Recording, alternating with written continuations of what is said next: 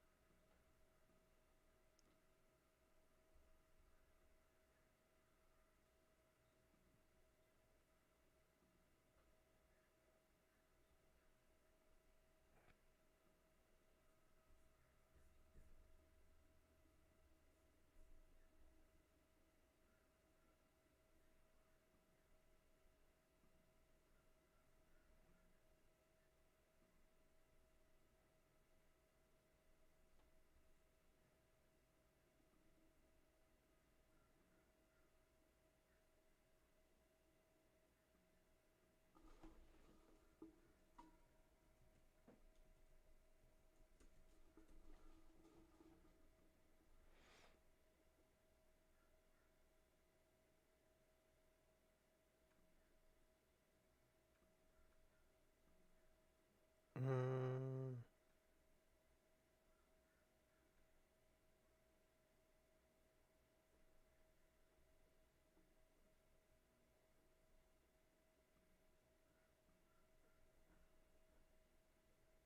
All right, everything is looking good, everyone. Uh,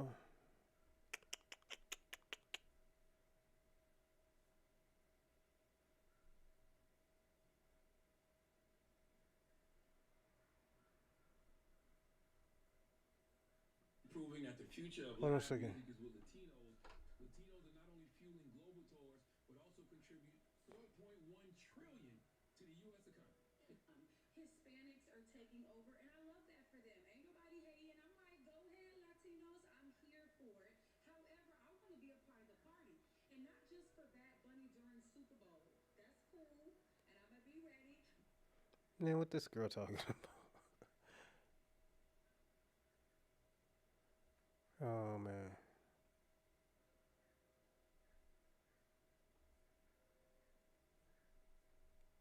Mm,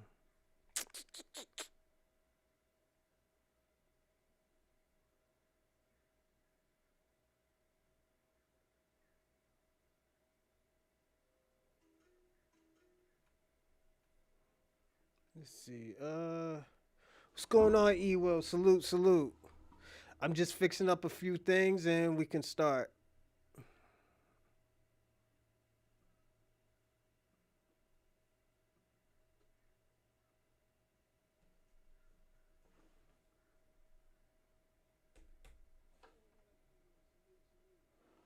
What's going on, Randall? Salute. Give me a few seconds and we'll start. I'm just fixing up a few things and we can get busy. Awesome. Right there's good.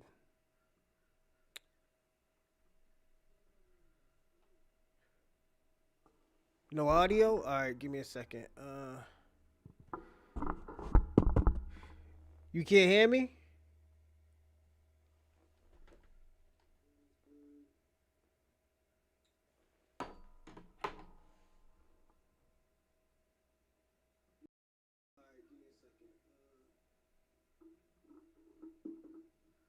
You can't hear me?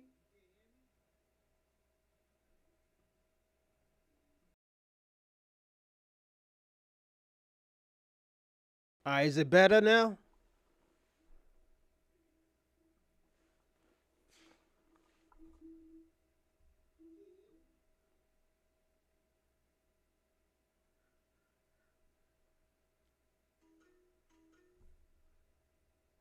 All right.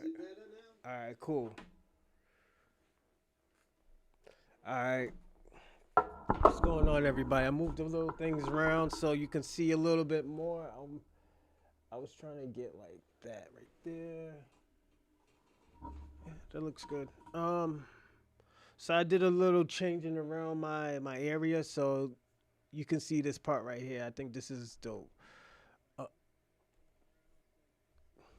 yeah, that was my goal for yesterday. So yeah, it looks decent.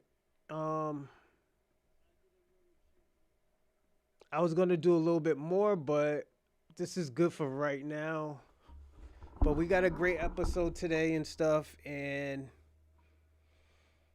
I want to go back and I want to go back kind of back on one of the shows that we have done.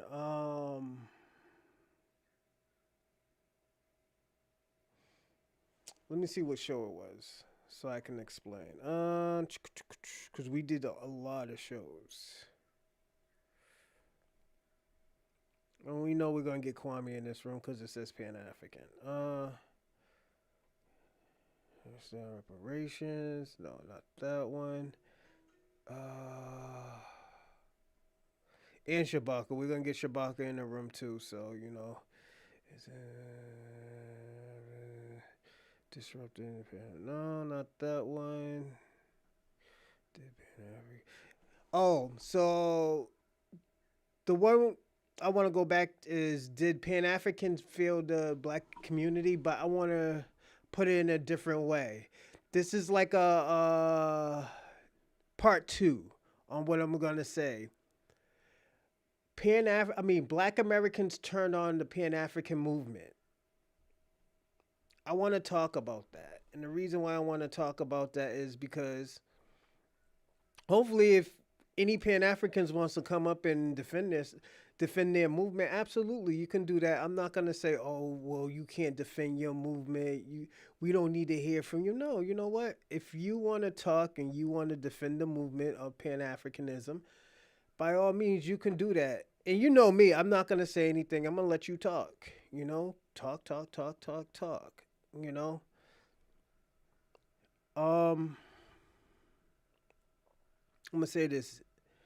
It's dope that y'all do have a movement, but at the end of the day, I'm gonna say it's out of bad faith.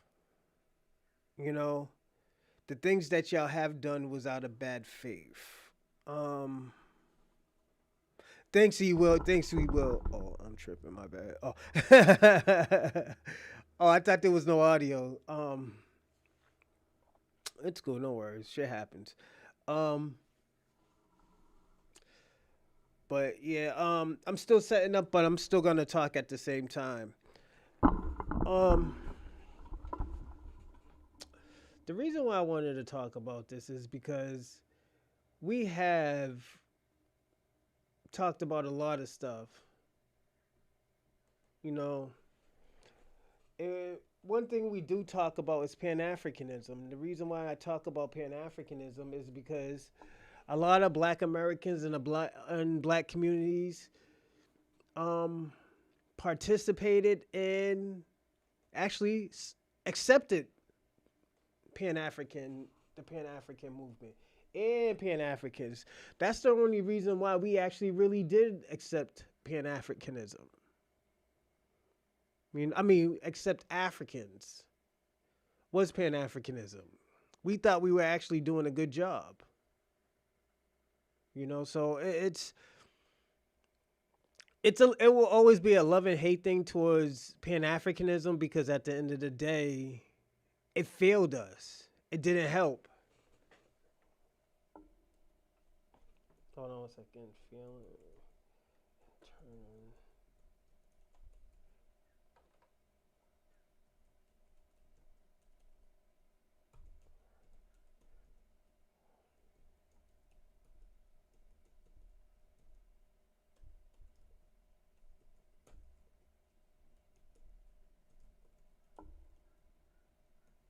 I'm almost done.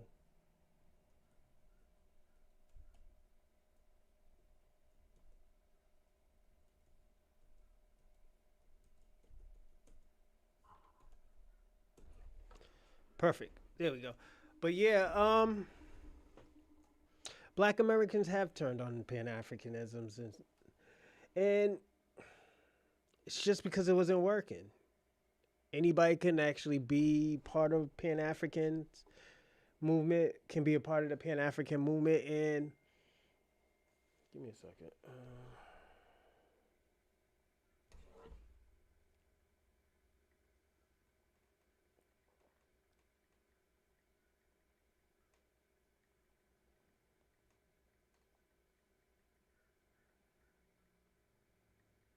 Hold on a second.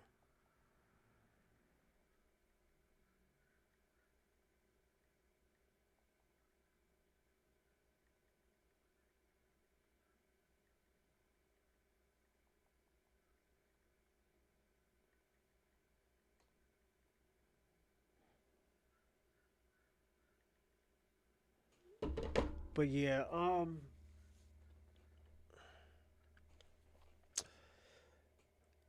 I'm not saying this. Not everything bad came out of Pan Africanism. Um, what's good that I believe came out of Pan Africanism is that black people can actually work together. Black people, when people stay out of black business, black people can strive. When there's a bad thing that's happening in the black communities, black people can come together. We actually are seeing that right now. We are seeing that, with Pan Africans, the Pan African movement dying, black people are actually coming closer together. And all these people who were disrupting the black community that were gatekeepers are being dismantled. So as a black American or as anybody who is black American, you should actually be proud of that. You should be proud of your community, your people that are doing that. So it's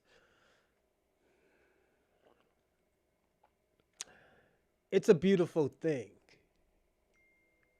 and we are actually okay. Let me say, did you get sugar?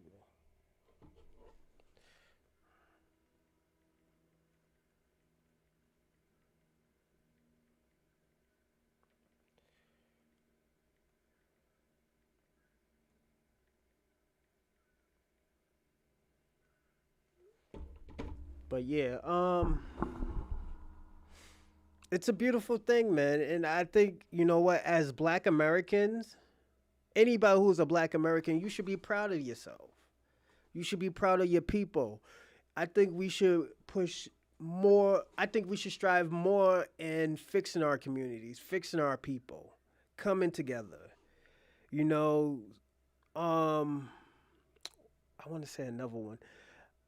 Even trying to build relationships with black American people that we didn't have years ago. And shout out, I'm also want to say that shout out to the one Winters. He just subscribed to me, so shout out to you. I just seen it. But yeah, I think as black Americans we should actually push more. If we can just do what we just did within less than a year, then we could actually do more. Like, I'm gonna tell you, I'm gonna be personally honest. I think most of this shit started, and shout out to Montgomery, Alabama, from the Montgomery Brawl. From the Montgomery Brawl. This is what I'm gonna tell you. I think this struck the Renaissance, the Black Renaissance. While white people would say, "Oh yeah, this is gonna start a race war," niggas is like, "Yo, we don't give a fuck right now. We've been through a lot. We're tired of this bullshit that's happening." And I've been saying for years, niggas gonna be sick and tired of being sick and tired.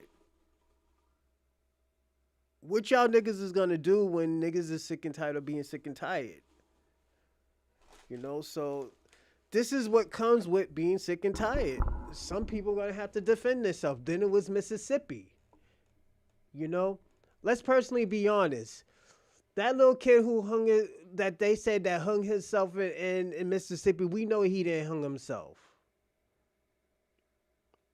This is why niggas have to do shit in the dark. Niggas has to be cowards. And you know why? Because they know black people will come together like Voltron, nigga. Let's personally be honest about that. They know niggas, we ain't really to actually be fuck with. Don't fuck with us.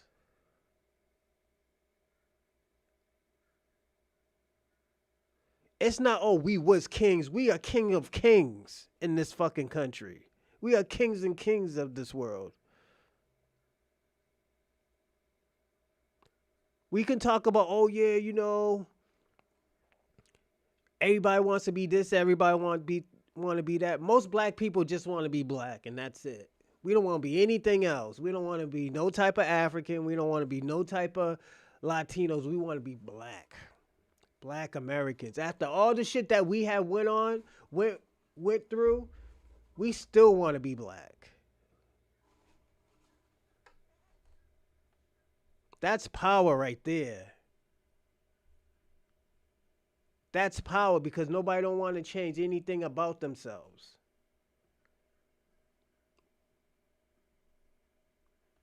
Nobody want to act like or be anything that we aren't.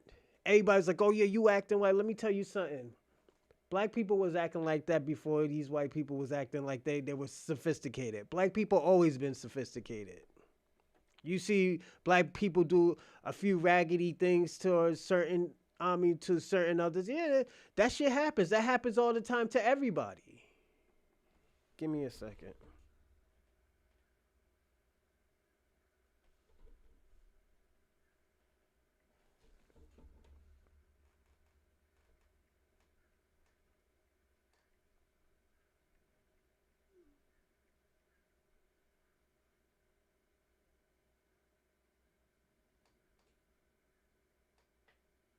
Hold on.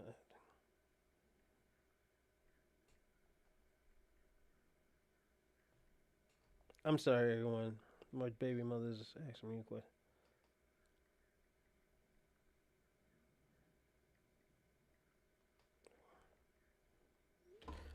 Yeah. So it's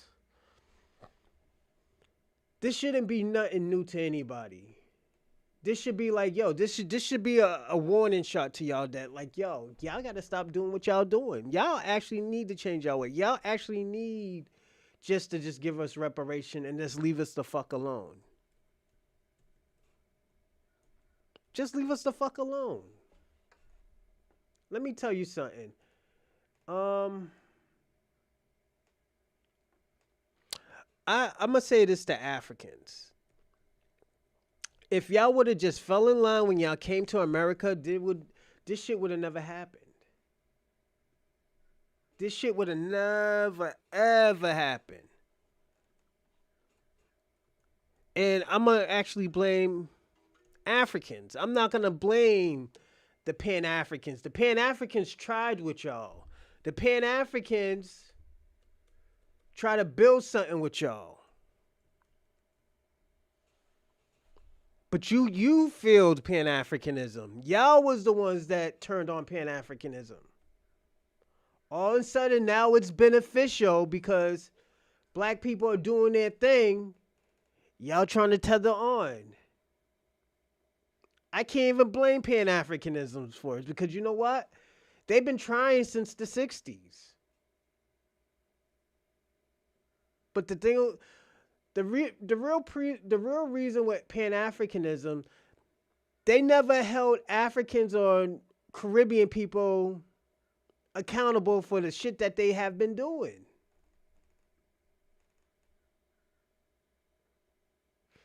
Oh, peace. What's going on, Malaya, Mahaya, Natural? Shalom, shalom. Israelite, shalom. Give me a second. Let me look up. Oh, I think you're Pan African. But let me see. But shout out to you anyways. It's just I'm gonna say this. And shout out to the Pan Africans that do try. Pan Africans who do understand. I do gotta say that because not all Pan Africans are bad. But at the end of the day, they catching strays because of they catching strays because of the Pan Africans scamming and stuff and not actually uniting Black Americans.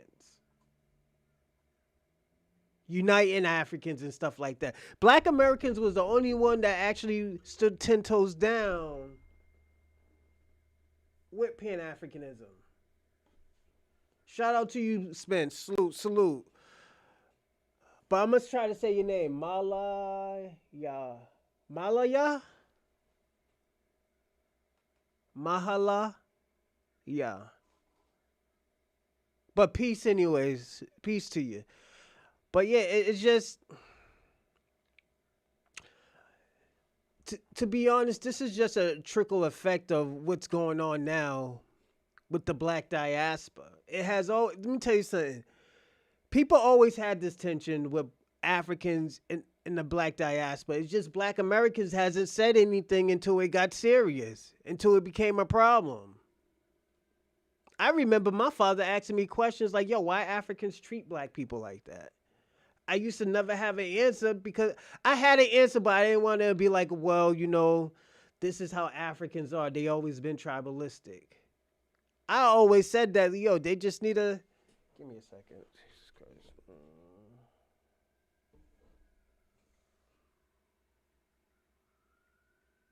Hold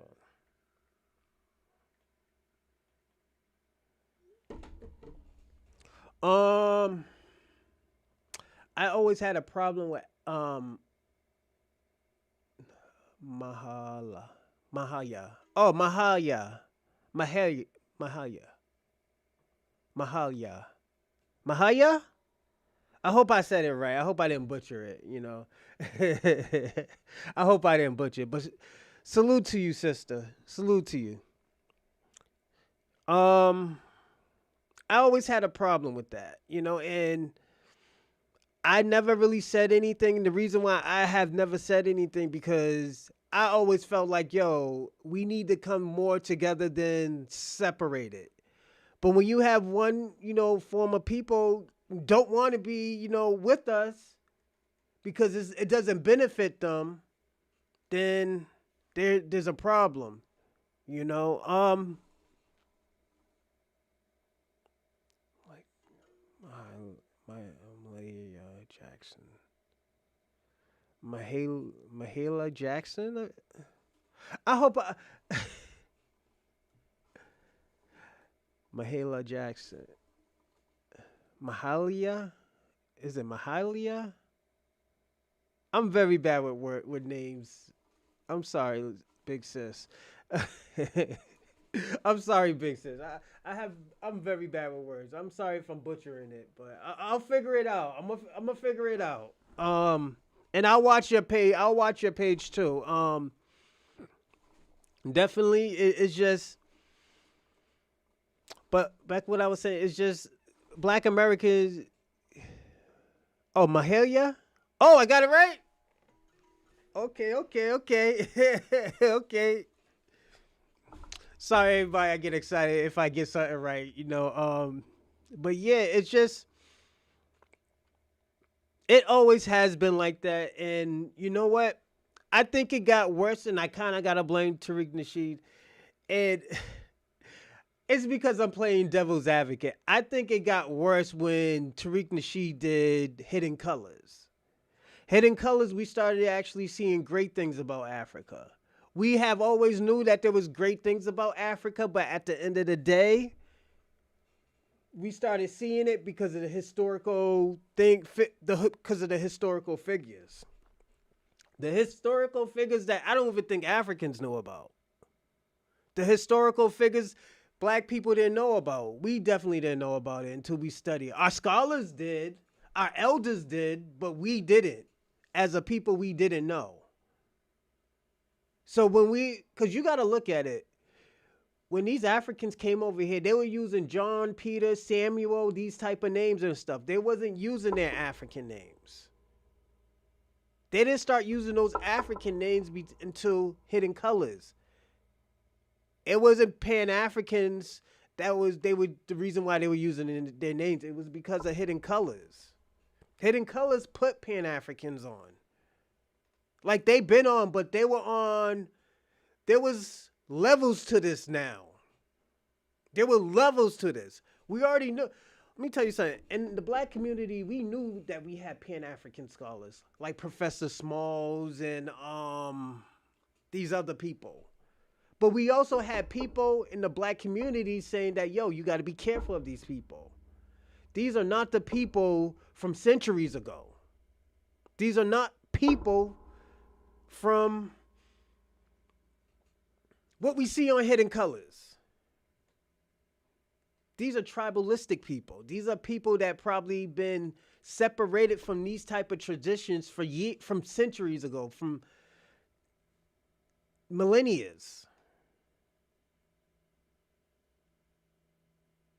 So it's these are not the same people. These are not the same people. These are people that actually been through. These are people that have been pushed back.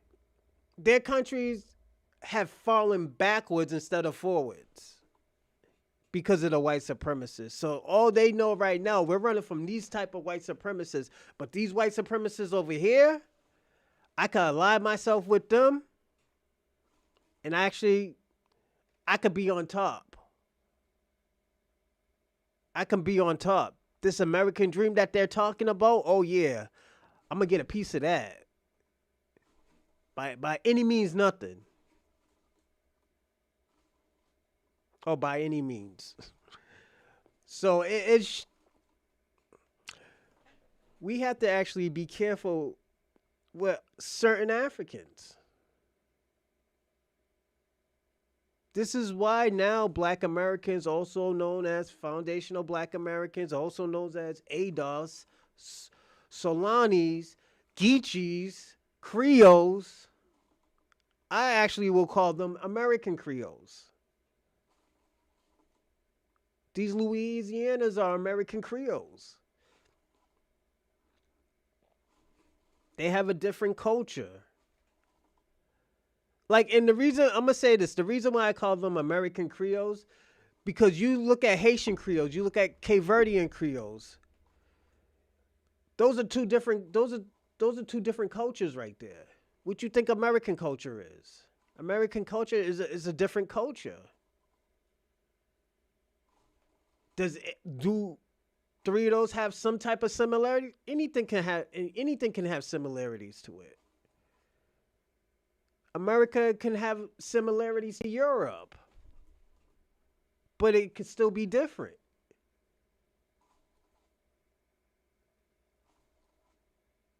So this is why we have a problem with Pan-Africans. This is why people are pushing away from Pan-Africans.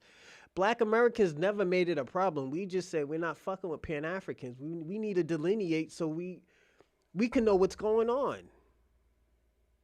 Everybody wants us to be lost in the fucking sauce. And everybody else knows what's going on. Everybody wants to guide us. But everybody don't want us to see what's going on. Everybody don't want us to figure this shit out. Once we started figuring this shit out, saying that, yo, y'all really don't fuck with us like that. Oh, they're being xenophobic. How the fuck we being xenophobic if we're trying to figure this shit out for ourselves? This is what I'm not getting. Oh, salute. What's going on, Ray Ray? How's everything? You know me. We all usually just talk in the morning. We all just do talking for the first hour, then we'll get into the show and stuff like that. But and shout out to everybody in the morning. Also like and subscribe. Yeah, cut the check. Cut the check. That's what we need them to do. But everybody, like and subscribe and stay in the live chat and comment. If y'all want to get crazy, you know me. I let y'all get crazy. I ain't gonna block y'all. I'm gonna let y'all talk what y'all talk. I'm gonna let y'all do what y'all want to do, but and also if you want to jump on the panel, say what you want to say. You know me, I'm not gonna interrupt. I might ask a few questions, but I'm gonna let you get off, I'm gonna let you get your thing on, do your thing. Like I say, I'm not gonna stop y'all to saying what y'all want to say. Just respect the laws of the land. Certain things you can't say on here. Just don't get me demonetized. That's the only thing I ask y'all to do. But y'all can say whatever y'all want to say. Say what you want to say. It is what it is, What's going on, Randall? Salute. Let me see. Tell America, don't hide it, divide it. Yeah, facts. And let me tell you something. That's one step, was those census. Those census was the first step. And you see how people are being pissed off about that. Because they can't put themselves as a African American or a Black American knowing that they're not African American. I mean, knowing that they're not black. No? It's just, let me tell you something. We didn't start this bullshit. We didn't say, oh, yo, you know what? We're not black.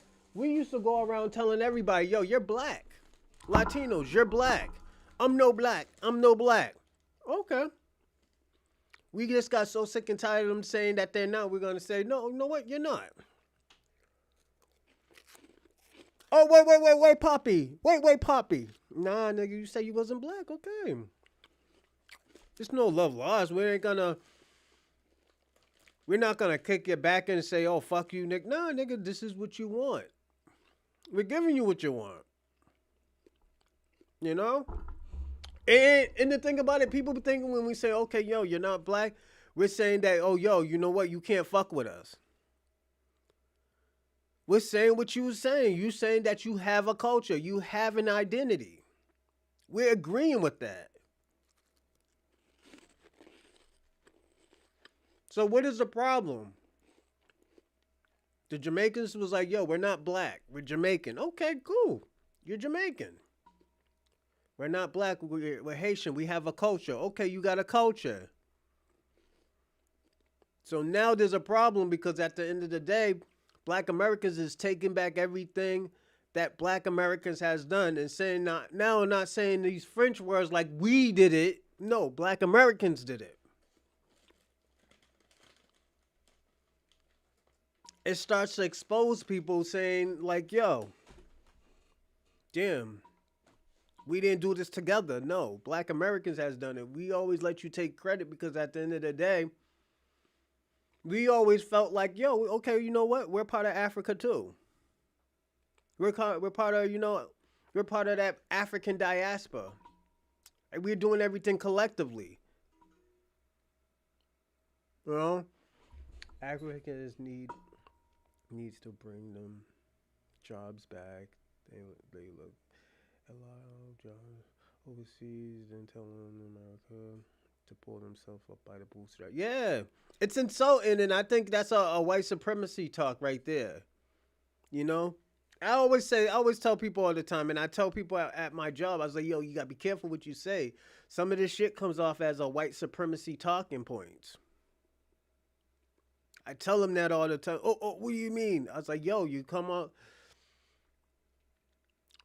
You always talk about, oh yeah, Africans do this, Africans do that. We got a whole bunch of doctors. Y'all niggas don't really got that many doctors like that.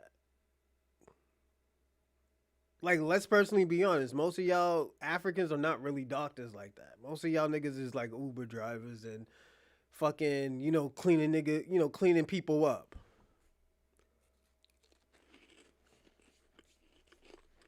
Y'all usually do healthcare like I said, cleaning people and just shit like that. You know? Healthcare, just healthcare shit. Y'all in the healthcare place. And there's nothing wrong with that because there's a lot of people that need to be taken care of. But you can't be mistreating people, and I'm gonna be personally honest. A lot of people's shit be coming missing. A lot of people's shit be coming missing. Not in my area, not where I work at, because I work there. But shit does come back missing in a lot of these places. You know, so like I said, y'all got to be careful with saying we, because at the end of the day, Uber drivers are parking a lot attendant. Yeah. I got kicked out of some chat. For a comment. I think YouTube did it. I won't repeat it. Yeah. Don't want to get you in trouble. Thanks, Rando. Salute. But yeah, it be like that, Rando. You know, Rando and Spence. This is how bad it got. It got so bad that when people were saying, "Oh yeah, black people are doing this, black people are doing that," and we're starting to figure it out, it's not us. It's other black diaspora bringing their, what's the word without being like foul? Bringing their culture, bringing their negative culture over here. You know, so it's like when we talk about gangs, and I understand that they're gangs. Some of these gangs came from activism, such as Bloods and Crips came through the Black Panther organization. The reason why they came through the Black Panther organization because the Black Panthers were dying out, so somebody needed to protect the community. I made a comment about our government got kicked out. Oh yeah, shit. Yeah, they certain things. Yeah, they'll kick you out. And it was probably that person that kicked you out too. That's the thing. You know, yeah, they get crazy on it.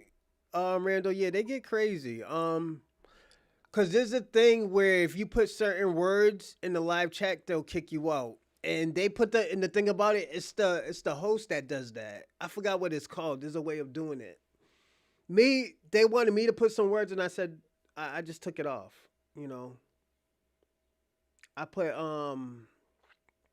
didn't put no words in there, so I let y'all say whatever y'all want to say. But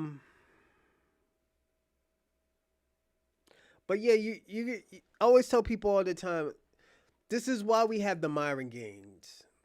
This is why we have the Walter Reeds talking shit about black people, because they feel like they're validated to talk about black Americans without even having the black struggle, without having the black experience. They think their black experience is just having black skin. That's not the black experience. The black experience is being pulled over by the fucking cops, being taken out for replying, for, actually doing what you're supposed to do. Because a person said, oh yeah, we're black, and they're going to look at me just like they look at you. No, that's a cop-out. The reason why I say it's a cop-out, because at the end of the day, you accept what they're going to do. We don't accept that. We know this is going to happen. We broadcast saying that. You say we're a victim, we got a victimhood mindset because we talk about this stuff. We know this stuff exists. and you try to minimize certain things that we go through. I'm gonna say this, all right? Even in the 1930s and in the 40s, they try to minimize the system of slavery. Say, oh, well, slavery wasn't that bad, and white people treated their slaves good. Yo, it was crazy. Like, it was crazy how these people were talking. That's why I was saying to myself, I'm like, yo, a lot of these people are sick. These people who minimize this type of stuff, they're sick. There's something mentally wrong with them. Well, if you find it, let me ask you a question.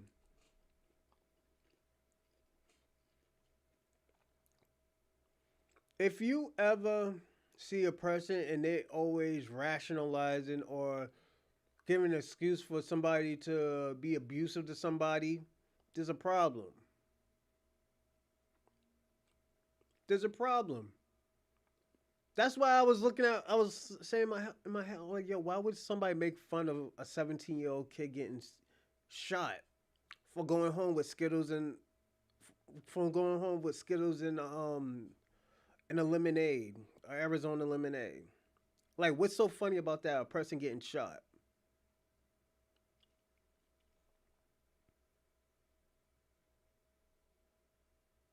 Like, let me tell you what's happening right now. Motherfuckers is getting a dose of their own medicine.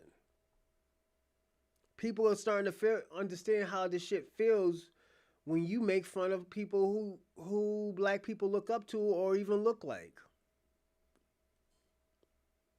You don't think black people have been seeing fucking um public lynchings? Was it public lynchings and media lynchings online? All of a sudden we see white people actually basically get publicly lynched, get shot in the neck. We're supposed to have compassion. Compassion. Let me tell y'all something. The reason why motherfuckers don't have compassion anymore, especially black people, is because we have been seeing public lynchings, and y'all try to make it so bad right now where it's not people don't have no type of sensitive emotions towards black death. So now motherfuckers is saying, yeah, protect your neck. Protect your neck. Oh yeah, niggas is laughing because he got shot in the neck. You want motherfuckers to be sensitive about it. People don't know how to be sensitive about that shit because people been seeing black death so much. When that white girl got stabbed up and fell on the floor, niggas don't give a fuck about it because at the end of the day, people who looked like her has been causing death, black deaths, saying that they've been raped, saying that, oh, a guy whistled at her, a guy sexually harassed her, sexually assaulted her, and it wasn't even a black man. It was just a innocent black man. We've been seeing that shit for years, and these niggas being hung by trees, niggas getting beat the fuck up. We just seen this fucking lady, what's her name? The lady who got fucking Emmett Till killed. She got a black fucking son. This raggedy bitch got a black son, a half black son.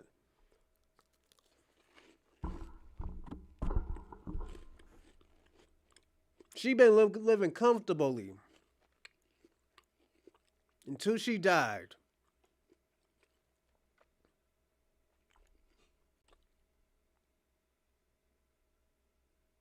Like, let's be personally honest about this. Where was Pan-Africanism? Yeah, of course. Nigga making up excuses like a motherfucker. Talk about, oh, we shouldn't say nothing, we shouldn't do anything. No, nigga. There's something weird about it. Why y'all showing some shit that happened 2-3 weeks ago? Why is this now just coming out?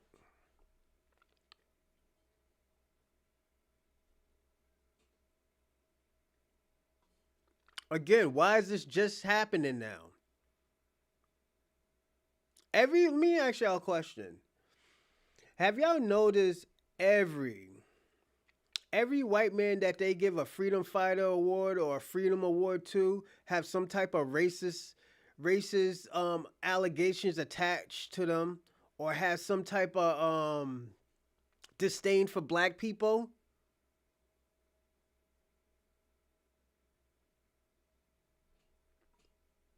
Like it's very bad. It's very bad out here. Like this is why I always tell people all the time. I don't care too much about Trump. And the reason why we know he's a fucking racist. This nigga hired fucking Jeff Sessions. Like nigga, are you serious? Jeff Sessions is probably one of the most racist people in Alabama. Like, come on, let's personally be honest.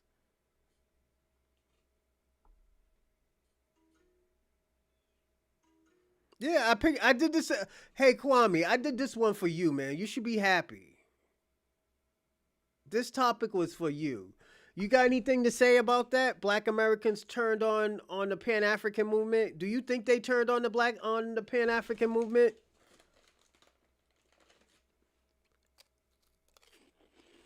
You know?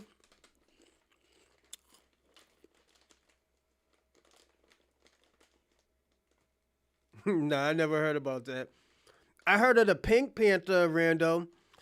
That's probably one of the LGBTQIA organized group. They made the Pink Panther back in the days, and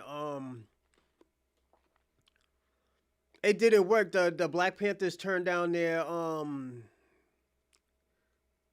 what was it? The majority Pan Africans are African American. Not no more. Not no more, Kwame. And you got to look at the percentage of Pan Africans. There's not that many Pan Africans. There's not that many people that support Pan Africanism. You know?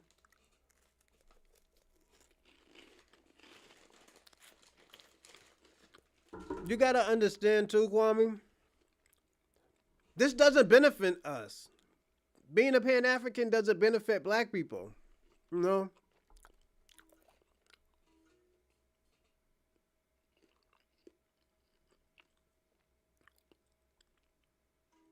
It is getting slowed down. You know, y'all niggas is about to go into jail. Y'all niggas is losing money out here.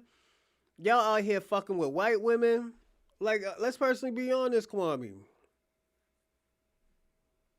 You don't think Dr. Umar got an anchor for some white coochie?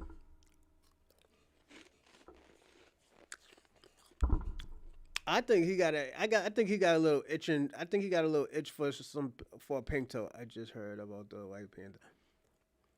Um, actually, hold on. Give me a second.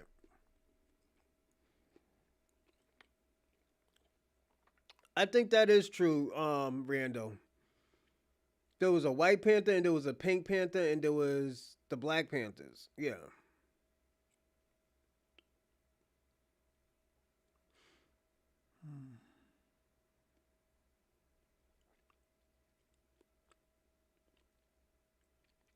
That's not true, Kwame. The reason why that's not true because the black the black the was it the Pan African movement is not even that big in America like that. And you got to consider who is Black American. That is Pan Africans. Most of the Pan Africans now are have some type of African or Caribbean background. And there's nothing wrong with it. It's just they're not us, you know? I'm just being personally honest. They're just not black Americans, you know? Like, let me give you an example. Dr. Umar. I think Dr. Umar has a Jamaican background, Jamaican and Cuban background, you know? Like, let's personally be honest. Why you think he pushes that Marcus Garvey so why you think he pushes that Marcus Garvey so much? You know? is the most famous Pan African. Yeah, you're right about that. He is the most famous Pan African. But this nigga can't even organize a fucking school. Do we really want to give this nigga more money? And I think the most famous, put it this way, Kwame. Dr. Umar is he's the notable person that's Pan African. The most famous Pan African is Dr. Smalls. And the reason why is because he's a scholar. Yeah, logic. By your logic.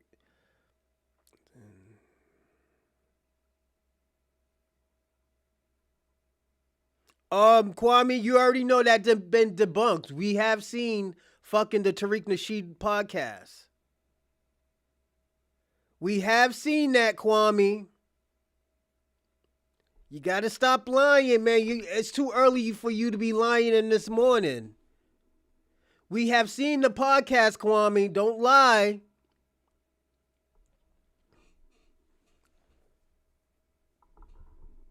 You know that.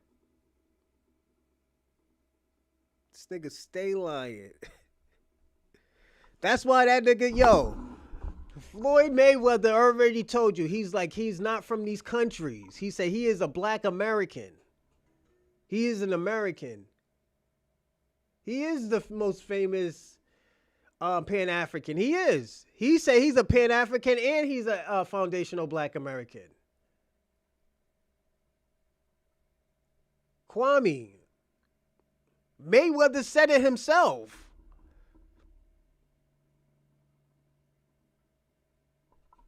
And Mayweather said it himself.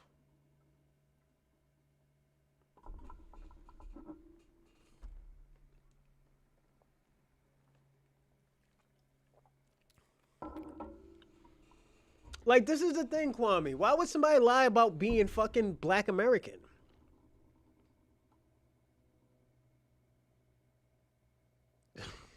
He did. Yeah, I think he did too, Rando. And what is his father? And what is his father, Kwame? This nigga was raised by his father. You did the same thing with Mike Tyson, but Mike Tyson was raised by his mother. What is his mother? Mike Tyson's mother is black. She was a black American. Like, you can't keep on lying, Kwame. You really can't keep lying like this, Kwame. This is what, I'm going to be personally honest, Kwame. This is what, you're the reason why you, Shabaka, are the reason why black people don't fuck with Pan-Africanism. Because y'all are scammers. Y'all always scamming somebody. Y'all always not telling the truth. You know, it looks like it seems like y'all niggas is allergic from the truth. You know?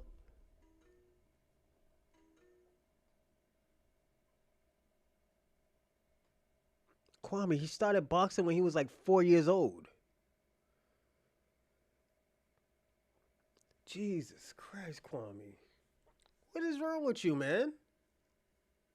That nigga been boxing ever since he was like 4. So his mother only raised him until he was 4 years old and bounced? Like, come on, Kwame. It's... Yeah.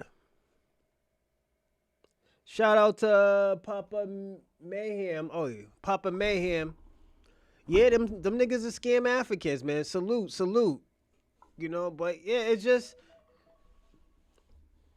They can't keep lying like this. This is bad, man. It's getting even worse for Dr. Umar. Like you said, I think everybody knows about Dr. Umar, but Professor Small is probably one of the most famous Pan-Africans. He's one of the most famous Pan-Africans. You know? Oh, see, Bongos beating losers. Yeah. Then we heard, his mother was Mexican or some shit like that. It's weird. Like, come on, Kwame. How about this? Won't y'all niggas take Stacey Dash? 'Stacey Dash is half black and Mexican. Y'all never say anything about Stacey Dash. Y'all never. Let me tell y'all something. The people that we know who are foreign, why won't y'all take them? Why y'all always have to throw a fucking flag on somebody, say, "Oh yeah, this is them"? At my job, they were trying to. This Nigerian guy was trying to say Terrence Crawford was fucking Nigerian. I was like, that nigga ain't no Nigerian. I said that nigga's from Nebraska. That nigga's from Nebraska.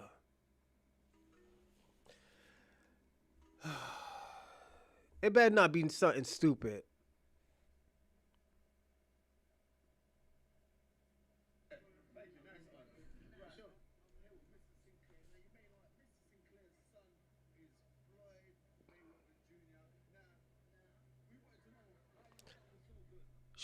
Kwame, what is his father? What is his father?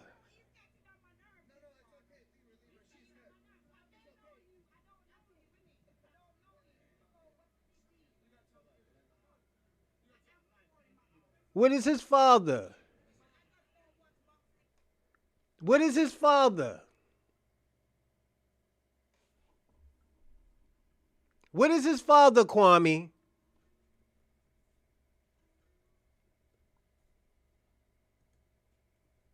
Again, what is his father?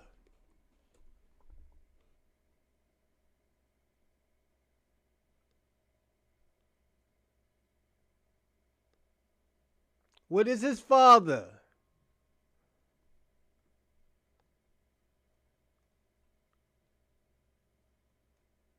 This is what we're talking about. What is Mayweather's father? That nigga's from South Carolina.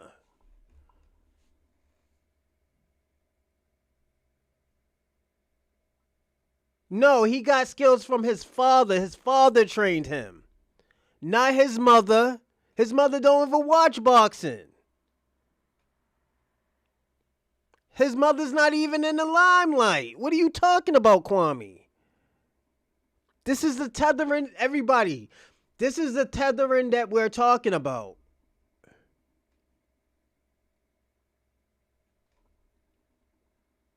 This is the tethering that we're talking about.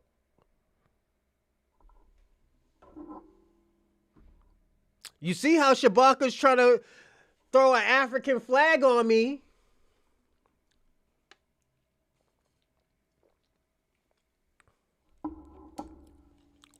You see how he tried to throw an African flag on me? Now this nigga talk about his mother taught him how to box. This nigga Kwame's crazy. This is the same nigga who thought, what was it? The electric slide. This is the nigga who thought electric slide came from Jamaica. So don't forget. This is the same nigga who thought the electric boogie came from Jamaica.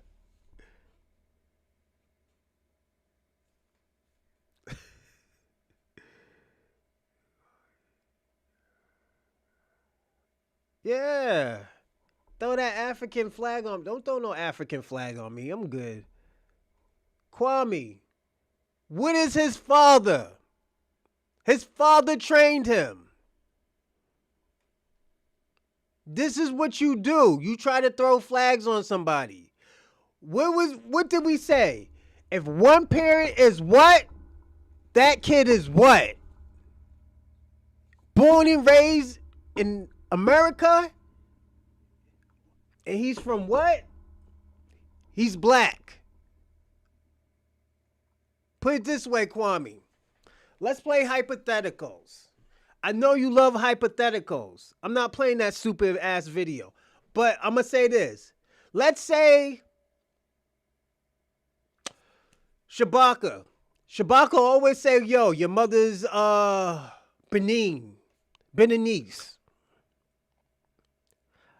Let's say that my mother was Beninese. My father's black. I was raised in America.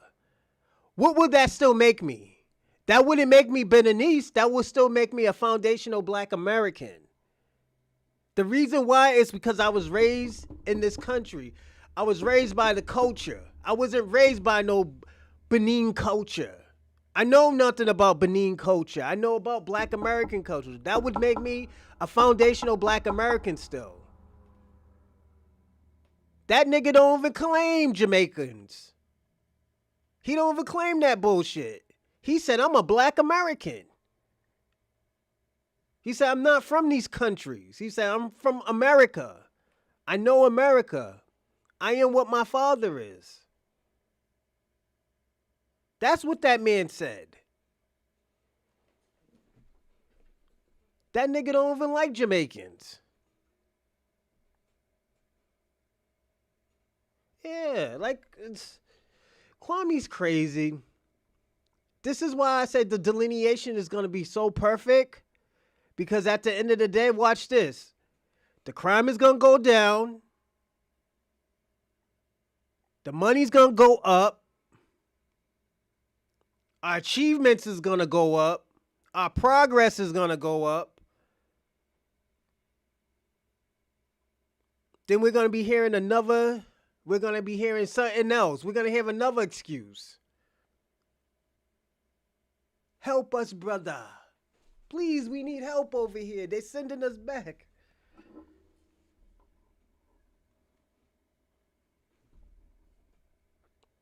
This is what we're saying now. He's mad because his father is from South Carolina. His father is Black. His father raised his son to be a Black American.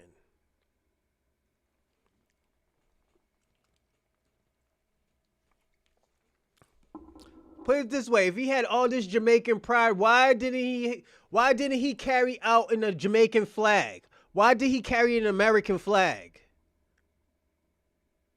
Why did he raise that American flag up? Why didn't he fight for Jamaica's boxing team? Why did he fight for Americans' boxing team?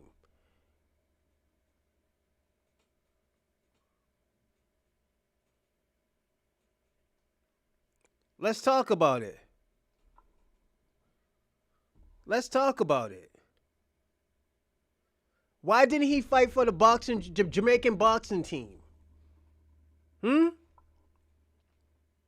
It just doesn't make sense.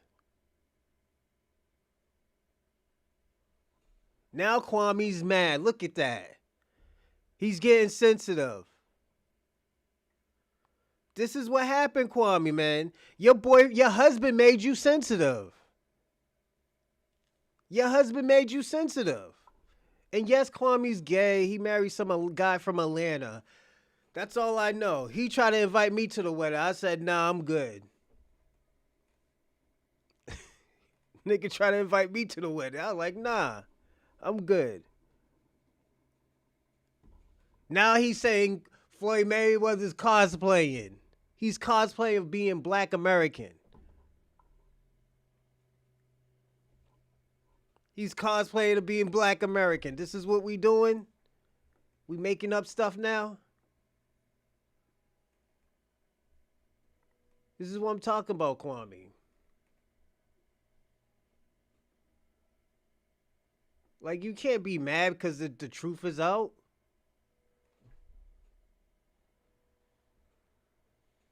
That man's a Black American. He's Black. That man don't care too much for his Jamaican culture. That man made his culture of being Black. He didn't be Kwame. Come on. Let's not do that, Kwame. It's just it is what it is. I'm sorry. The man's from Mississippi. He's from Mississippi. It don't get no countryer than that. It don't get no countryer than that. That nigga from Mississippi.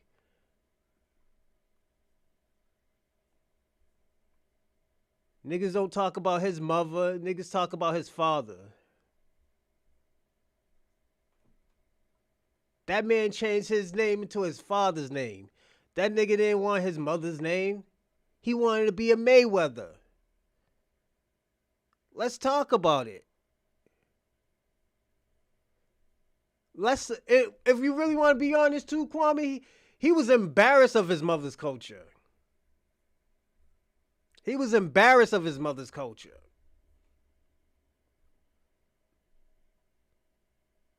That nigga wants to be a Mayweather. He don't want to be no fucking St. Clair. Then you're going to talk about, oh yeah, his father went to jail. So the fuck what? Mayweather went to jail too. What you talk about?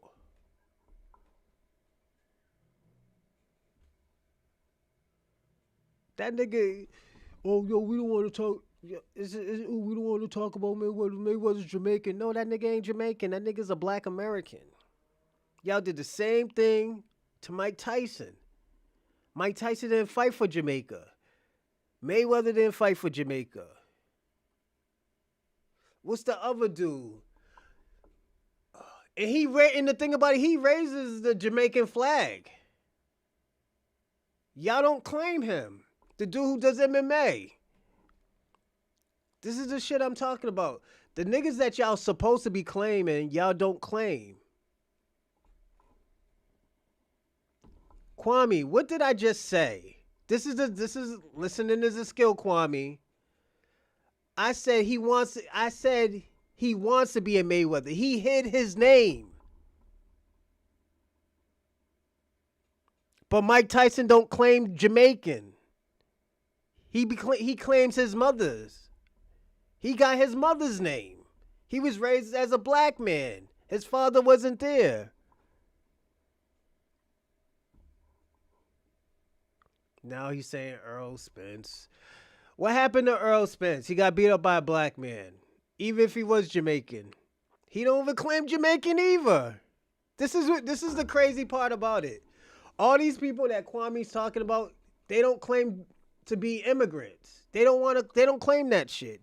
They don't give too much about it. They don't fight for their countries. They don't raise those flags. So what now?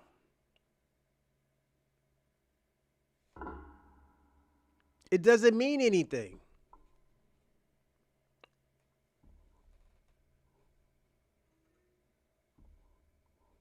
Tyson is not a... Are you serious? Tyson is a English name, Kwame. Tyson is an English name, like William. William could be in a Jamaican person can have a last name William. Just like a black man in America. Somebody in Jamaica can have the name Perkins.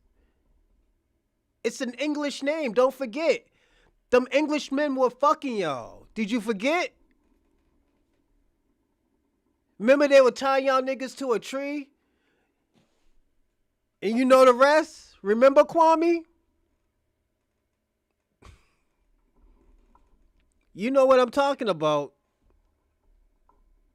We did do a documentary on Jamaica and buck breaking.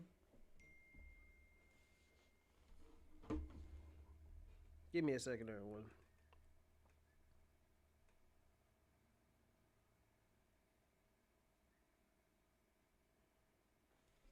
Yeah, they were fucking the shit out of y'all in Jamaica. Didn't the Black Maroons sold y'all niggas out? Jesus Christ, nobody want to live. Niggas is not living in Jamaica. Niggas will probably visit. Niggas ain't not moving to Jamaica. Niggas will be crazy to move to Jamaica. Kwame, I'm the one that told you about Cicely Tyson. You didn't even know that. Kwame, you didn't know that. I'm the one that told you about Cicely Tyson. Did you forget? I'm the one who told you about Cicely Tyson? You didn't know? You didn't even know how she got to America. I'm the one who told you.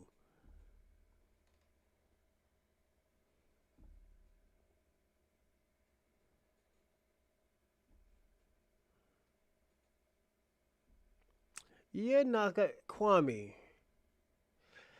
Put it this way, Kwame. All you gonna say is y'all niggas was getting spitted on and chased by German shepherds. You say the same stupid shit, Kwame.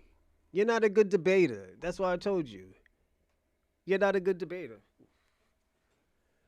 I've been told you that, Kwame.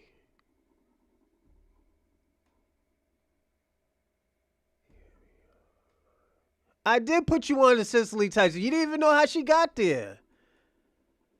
I told you Cicely Tyson's family came over here to build a bridge. Then she was supposed to go back, but they never went back. I told you that. You didn't know that, Kwame. The reason how I know, because I seen a documentary of her saying that. You didn't even know that, Kwame.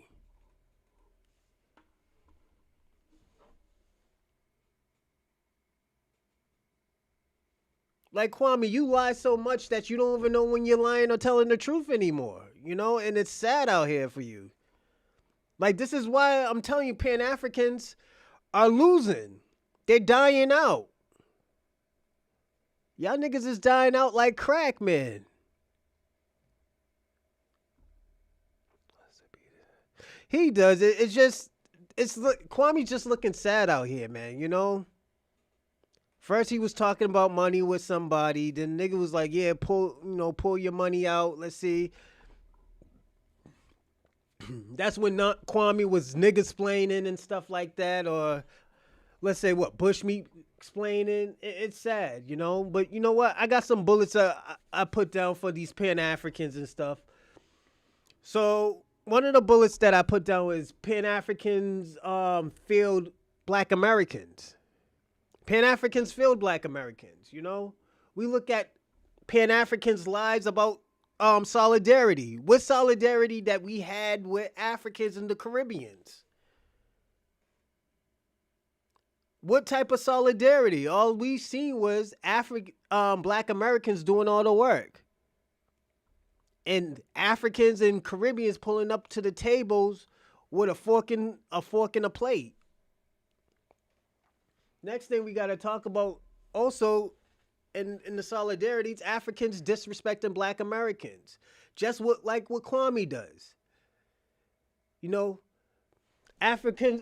foundational Black Americans fought for these people come in this country, and they use these white supremacy talking points, trying to take all our leaders and stuff like that.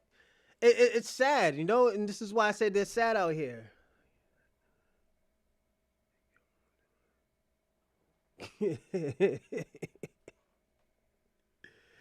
African, Pan African. And the thing about it, they're dying out, and they're gonna let me tell you what Pan Africans is gonna be. They're gonna be them little ass niggas. They're gonna be them niggas in them bookstores trying to sell niggas books, and like their company's going out of business, but they still trying to sell these fucking books, talking about we're setting up a solution for everything, yada yada yada, this and that, and like them niggas is dying out, you know. Also, Africans and Caribbeans use white supremacies to talking points to demonize Black Americans. They always use that to demonize Black Americans, you know?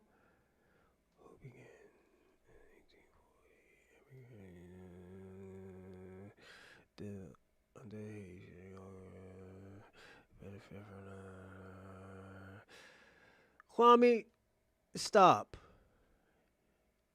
You're going out sad, man. I gotta be personally honest with you, Kwame. You're going out sad. You know? You're going out worse than fucking Ja Rule went out. You're the Ja Rule of fucking Pan-Africanism. Y'all was up here. Y'all was the big fish. Now y'all just... Y'all done now. It's a wrap. Look, it's sad out here. He's just throwing out everything. You're one of those type of people, Kwame. You just want to be a part of the cool club, and you're just doing any and everything to be part of the cool club. You're not part of that club, Kwame. Pan-African is done, man. You know? Y'all did too much shit to Black Americans where Black Americans don't want to fuck with y'all. Like, Black Americans is done with y'all niggas. Y'all niggas is done.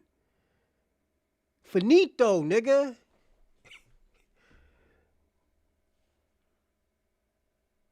You, yeah, man. Just all you gotta do, man. They on that. Shout out to Solid Maria. If I said your name right, I hope I didn't butcher it. Shout out to you.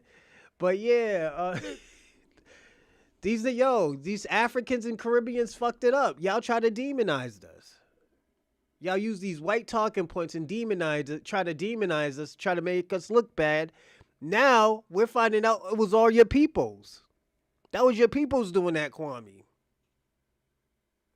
Those were your people. And the thing about it, this is the sad part. Y'all can't even have accountability for the shit that y'all did do. Yo, facts. This is the new book I'm reading today. I'm gonna finish it probably in 2 days. I think I got it off of TikTok. Somebody told me it was a good book. My uncle was like, "Yeah, I got the book. I never read it." So, yeah, what's going on? Let's get it. 004.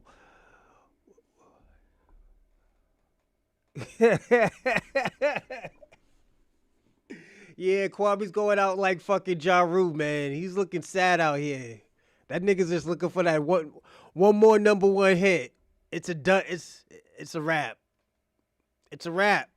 No more. Never more. And the sad thing about it, Kwame, he's from Queens. Just like you. You going out just like your next door neighbor, fucking Ja Rule. He going out just like him. Jesus Christ, man.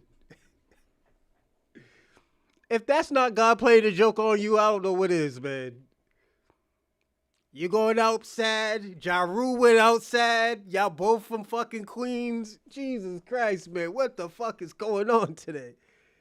How are these so-called black Americans pumping Pan-African ideology when continental Africans can't get 54 countries to do it first? Just insane. Facts. Shout out to Salida Marie. Shout out to you. That's a good point. That's a good point. How you gonna tell black people how do you pump all this African knowledge in black communities, and these niggas in these countries in Africa can't get it together?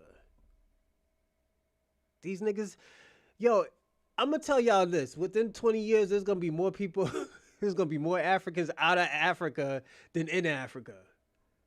This shit is sad. You said it right. Yeah, it's sad. They can't get it together. They going out sad right now. They going out sad right now, and we can't help y'all. If y'all can't, let me tell you this. There's certain things that we cannot help y'all with that y'all need to help y'all own self out with. If y'all can't get it together right now, why are y'all asking us to help y'all get it together? We're not fucking therapists. We're not psychologists.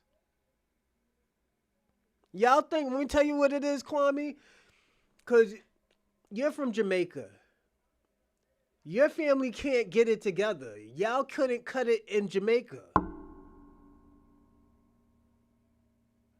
So you go to a country and you cosplay these black people for fucking 30, 40, 50 years. And this is what came out of it. This is what came out of it. Your own demise. Then y'all try to throw a movement to scam us. The niggas that help y'all get over here. They can stop talking to them. Facts. That's a good question. Kwame, why aren't you over there in Africa talking to your brethrens about about solidarity? Why are you coming to black Americans talking about solidarity? You're not in Africa. You should be getting that shit together. If you want black Americans to go to Africa, you gotta do something about Africa. Why would a black man want to go to a third world country? A black American wants to go to a third world country. We're not, Kwame, we're not Jamaican or Haitian or these other type of, from these others from the black diaspora. We're not going to no dirty ass fucking country and living there forever. You niggas is crazy. Black people barely like roaches. Like, come on, nigga. Like, we barely like roaches. Most black people's houses are clean. Why you think niggas put fucking plastic on the fucking furniture?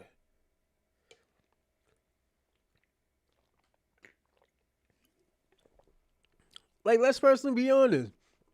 Why you think black people always have plastic on their fucking furniture? Why you think why you think why you think Pine Sol is connected to black Americans? Cause black people's houses used to smell like Pine Sol. Mr. Clean. That connects to black people. We don't like our house stinking and all fucked up and shit like that. Nah.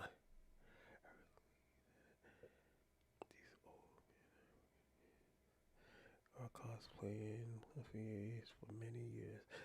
They all facts. You are right, Solid Marie. You're right about that because you know why? As just being a black American, we know we used to always think the thing about black Americans, we are loving people. We are forgiving people. But if you keep on doing that bullshit, we're not gonna forgive you. We're gonna give you what you want. This is what makes us the complete people. We're loving people. We're forgiving people. But if you keep on doing that bullshit, we give you what you want. Like, let me ask you a question. The Montgomery Brawl. Do you think these white people do you think these white people were worried about those black people on those boats or all those black people around? Do you think these white people think they were really gonna get drunk? These white people say, yo, I can play crazy and these black people ain't gonna do nothing. They're not gonna put their hands on me. One bitch got hit in the head with a chair. Like, come on. Then after that, we found out they ain't even that thing ain't that fucking crazy. Thank you. Salute. Thank you. I appreciate it. We found out these white people ain't crazy as we think they are. Remember when we used to always think back in the days white people were crazy? Them niggas ain't that crazy. We're starting to figure out them niggas ain't that crazy. Bitch got hit with a chair. Hell yeah, black people used to think they were crazy. I used to think white people were crazy. Yeah, they fucked around and found out. Yeah. Yeah, man. They found out a few things. They found out about black history. Black people made the folding chair and shit. One nigga pushed a white bitch in the water. I'm telling you, I really think that shit started the Renaissance.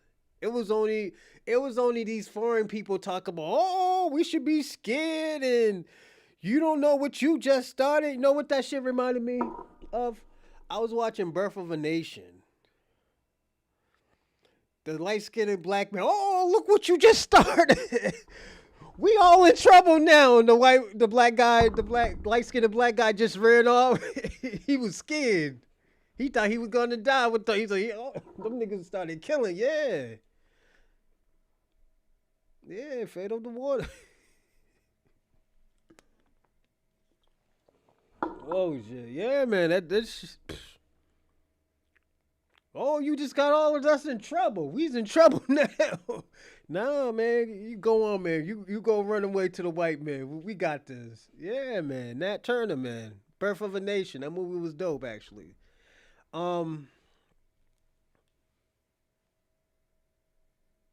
It was crazy, man. It just Pan Africans fooled us, man. And the thing about it, I'm gonna say this. What's the worst thing about it is that we helped them come to this fucking country. When the white man did, the white man that they love and cherish so much, they even want them in this country. You know, it's just these white people didn't want them in this fucking country. They was like, no, we don't want these savages in this country. You know, And I personally have to agree now. Like, yo, we should have let them get this shit by themselves. You know, let them get to this country by itself. We already got a few of these niggas over here. I think that's enough. You know. The next thing I had was next thing I talked about was Pan Africans never had a solution for the Black Americans. They never had a solution. You know, they talking about, oh yeah, we need to come together and go to Africa. Nigga, go to Africa for what, my nigga? What we going to Africa for? You know, and Pan Africans was collecting all our fucking donations and our monies from our communities and stuff, and we didn't get nothing from it. The fuck we get for giving these motherfuckers some money? You see what Dr. Umar said? This nigga got $200,000. He said that wasn't enough. This nigga was pocket watching other niggas. I woke up FBA's youth and y'all stomp in the yard and we got back. You know, thank you. I appreciate that. Yeah, we have the thing about it. We have to be awake now. You know, this is let me tell you something. The shit that the liberals are cosplaying right now as woke. This shit is woke now. This is what woke is. Black people staying on code and staying aware. That was always woke. It's not, oh, whoa, you know, it's the government trying to get us and stuff. No, that's the Harold effect. If y'all don't know what Harold is, Harold was the guy with the aluminum foil on his head talking about them niggas is trying to read his brain. They reading his mind. That's where that aluminum foil shit came from. Niggas thinking niggas was reading people's thoughts and stuff. Yeah. Don't listen to these people. These niggas collected our money for since the 1960s, talking about, oh, we're gonna grow some we're gonna put something together in Africa and stuff like that. And Africa is the worst as it ever been. Like, come on. They got the Chinaman fucking them up in Africa, you know? We have to take woke back from the Democrats. They stole that from us. Yeah, facts. It's true. You know, and I think I want to do a topic question. I think I want to do a topic on that too, woke. You know, I'm gonna do the truth of woke. I'm gonna put something together for us, maybe on Saturday. Um, it's a weird situation with these people, man. You know, and that's why I said the left wing and the right wing ain't no different from each other. They just wings from the same bird. That's it. You know. Why didn't Dr. Umar do a bongo benefit for some jerk off? Ray Ray. Shout out to Ray Ray and Charlotte Marie. But yeah, it's true, man. They haven't done anything for us. You know, Pan Africans was, and let me tell you something. This is what I fully believe, and I know Kwame's and Shabaka's gonna say, oh no, that's not true. It's been since the 1800s. I personally think Pan African was organized by the CIA. And I think they were organized by the CIA to take down black organizations and the Black Panthers. I think they were supposed to take down the Black Panther movement. And when they was taken down, they was the ones giving us false information, misinformation. Talk about everything we have is from Africa. Giving us this African culture. We don't have African culture. We know nothing about African culture. Like, let's personally be honest. I don't even think Africans know about African culture. They just started learning their history. Like I said, the hidden colors documentaries and stuff. They would never knew. They would be still calling themselves John, Peter, and Samuel. This is what they would be calling themselves. They wouldn't be calling themselves no American names. No African names. I'm just being personally honest. You know? Now the thing about it, they can have their tribal names because of us. Because of Tariq, like people like Tariq Nasheeds. Then what's so crazy about it? It was Pan Africans. I mean, it was black people that had these African names. It was these black people that made these African names dope. For example, Obama. Obama changed his name to Barry just so he could fit in with the white race. Like, let's personally be honest. Obama changed his name so he could fit in with the white race, with his white mother. Don't call me Barack. Call me Barry. This is the shit I'm telling you about. Oh yes, both parties are both covering a long history of white violence with this Charlie Kirk murder because killer looks like descendant husband. Facts. You're right about that. I really do. Yeah, I really believe that. Barry Soto Rio. Facts. I'm telling you something. I think Pan African has something to do with the Black Panther being shut down, of being dismembered.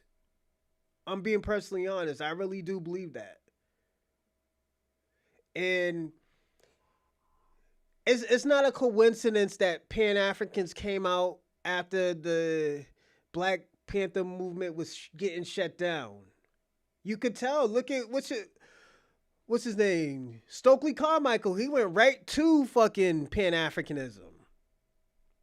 He left. That man left the Black Panthers lacking. He's like, yo, fuck these niggas. He's like, yo, these niggas is giving me a better deal and money. And I get to move to Africa and have a whole bunch of bitches. Stokely Carmichael knew what he was doing, and he's a tether. That nigga's a tether. He's the biggest. He is top 5 biggest grifters in our black culture. In black culture. Stokely Carmichael. He gets credit for making the black fist, the black power fist, and he act like everybody acts like there was 2 other niggas with him. He gets all the credit. But what about the 2 other niggas who did it? Who help him create that shit? That's what I'm talking about. This is what I'm talking about. And this is why I said what's his name? When Kwame throws that, oh yeah, Mayweather's Jamaican. Yeah, he's half Jamaican. Okay. But he was raised by a black man. His father taught him how to be black. He wasn't raised amongst Jamaicans. He was raised amongst black Americans. His father taught him how to be a black man. His father didn't teach him how to be a Jamaican. His mother didn't even teach him how to be a Jamaican person. Let me tell you, this is how bad it is. Things are bad is when only way you know a motherfucker is half something when you see the motherfucker's parent. Oh, yo, your mother's half white? Or, oh, your mother's half Puerto Rican or Jamaican. Like, this is what happens. Yeah, my mother is half this, but my daddy's black.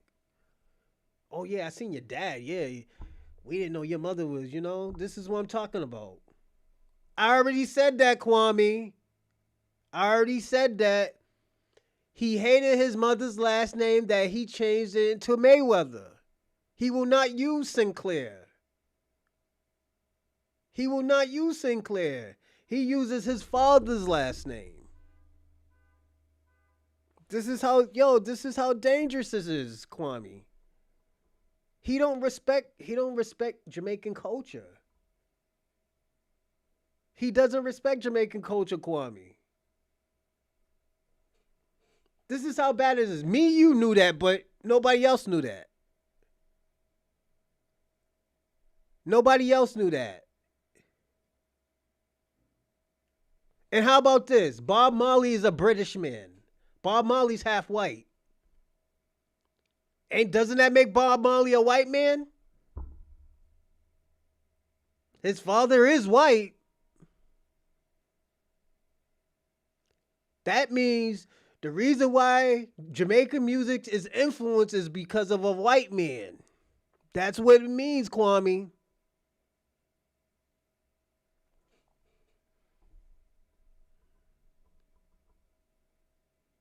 Oh yeah. You know why? Y'all all seen the face of Carmelo got up and gave all. Yeah. And he only knew his father when she was 2 years old. When he was 2 years old. That's it. That's crazy. That's why his mother felt like that. She's like, damn, I did all this sacrifice just so he could give some credit to this raggedy nigga that was dead when he was 2. This nigga been dead for like what, 30, 40 years. Yeah. We already know Lennox Lewis was Jamaican. He's more British than Jamaican. But it is what it is. But Mayweather, you gotta understand, Kwame. That nigga's father's from Mississippi. That's a country nigga. That's a country nigga. He raised his son. Floyd Mayweather raised his son.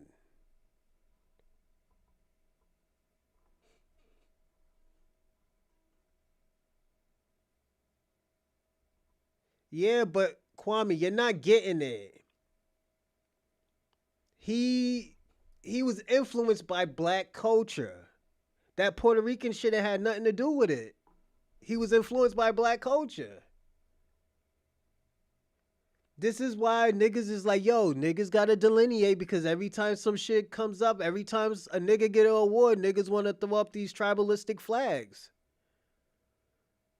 Talk about, oh, yo, this is what Puerto Rican means for me, but you hung around all black people your whole life. Like, come on, my nigga, we gotta stop doing that. Just like you, Kwame, you're a Pan-African. You talk about, oh yeah, this black solidarity and stuff. And here you go talk about fucking, oh, Jamaican this, Jamaican that. Jamaican this, Jamaican that.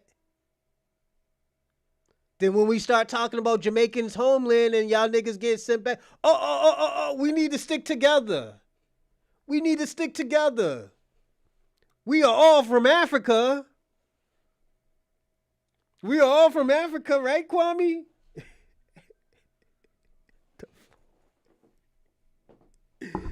Y'all niggas is so, yo, let me tell y'all something about y'all foreigners. I'm gonna be personally honest about y'all niggas. Y'all are the most scariest niggas of all time, my nigga. I'm gonna be personally honest. Y'all the most scariest black people I ever met in my life. From Africa to fucking the Caribbean islands. Y'all niggas is so scary.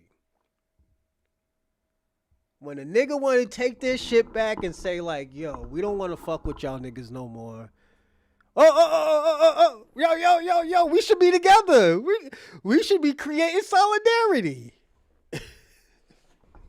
We should be creating solidarity.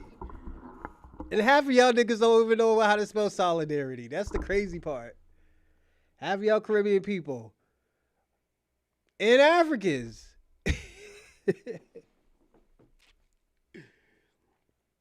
Y'all start talking crazy about, oh, y'all niggas is baby mamas and baby daddies and y'all crackheads and shit like that. And this is what we say. Why y'all niggas shitting in the streets?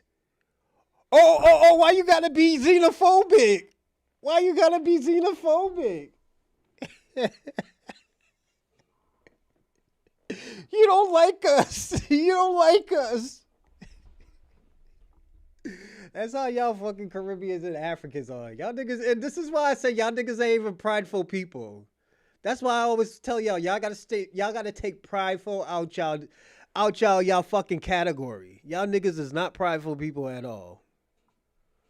I'm being personally honest. Y'all niggas is not prideful people. Y'all niggas is some scary people.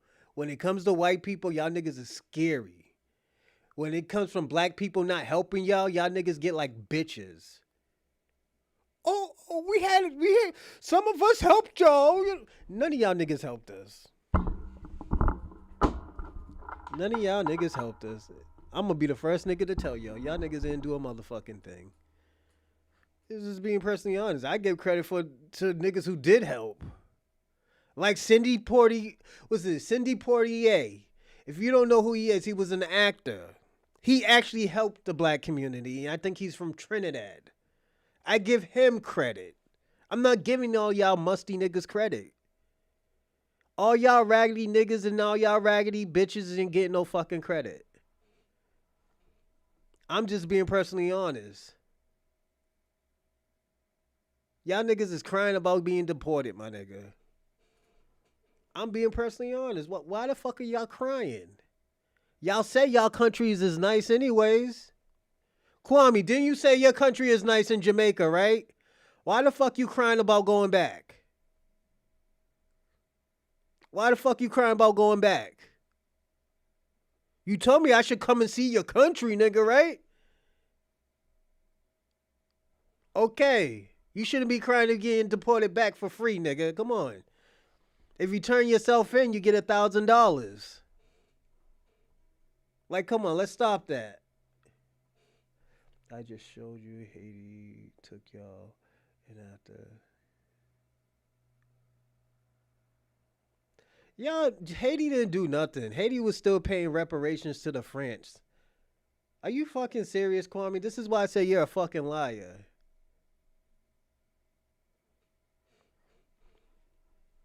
I'm being personally honest. You know what? I'm gonna actually call you this now. You are a liar and you're a fucking booty scratcher, nigga. I am actually gonna start saying that to y'all niggas now. You are a booty scratcher, Kwame. I'm gonna be very disrespectful now. Now, know what you need to go do? You need to go up on that coconut tree and you need to climb that little tree and go get you a little coconut, all right, my nigga? You are no, Kwame, you're not a citizen. You are a booty scratcher. You say I call y'all niggas booty scratchers, I'm gonna actually really be saying it now. Y'all niggas is booty scratchers out here. Yo, that shit does sound funny. I never said it a day in my life until now, but yo, that shit does sound funny, my nigga.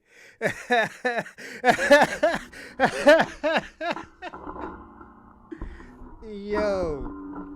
Honestly, now I wish I was African so I could say I'm a booty scratcher. Like, nigga, I'm a booty scratcher, nigga.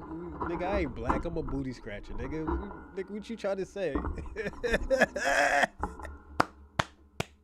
Yo, my nigga, if I was a real African, yo, I would really be calling niggas booty scratchers out here.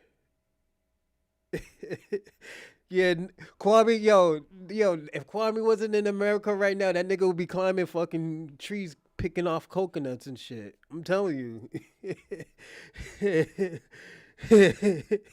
Drinking coconut jizz and shit, man. Y'all niggas is crazy in Jamaica. They are actually. Yeah, man. They're moving that yeah, they taking them visas from them niggas. Yeah.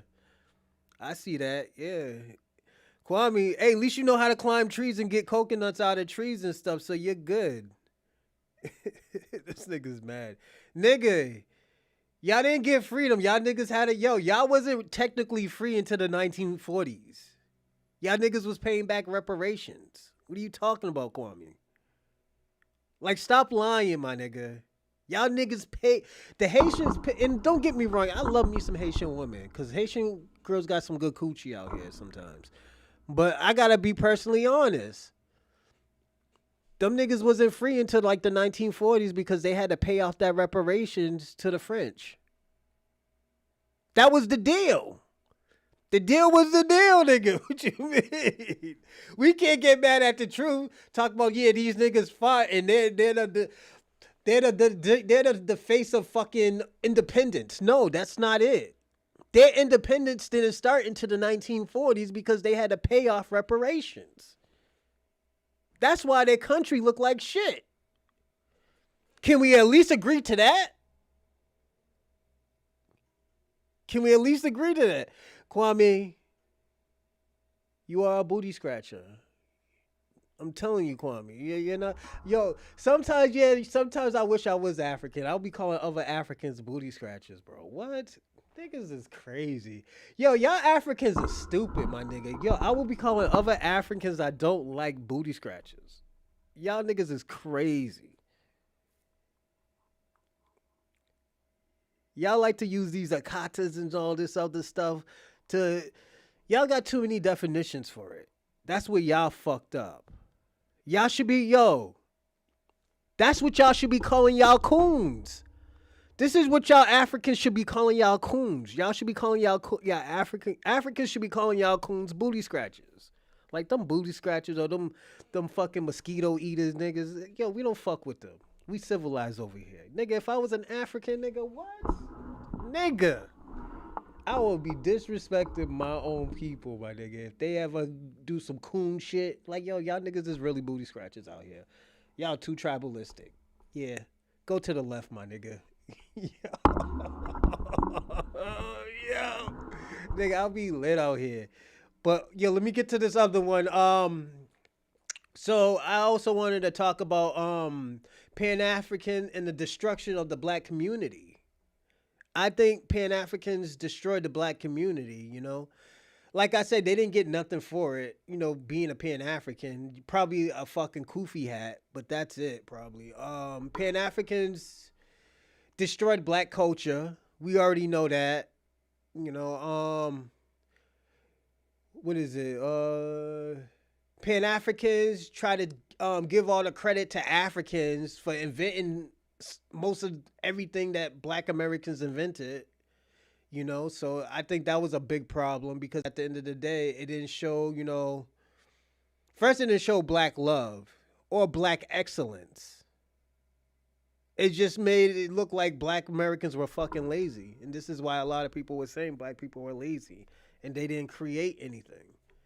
Also, they said black Americans did not have anything, so that was another issue, and there was another problem. You civilized by eating raccoon and alligators. I never ate raccoon. I would try alligator.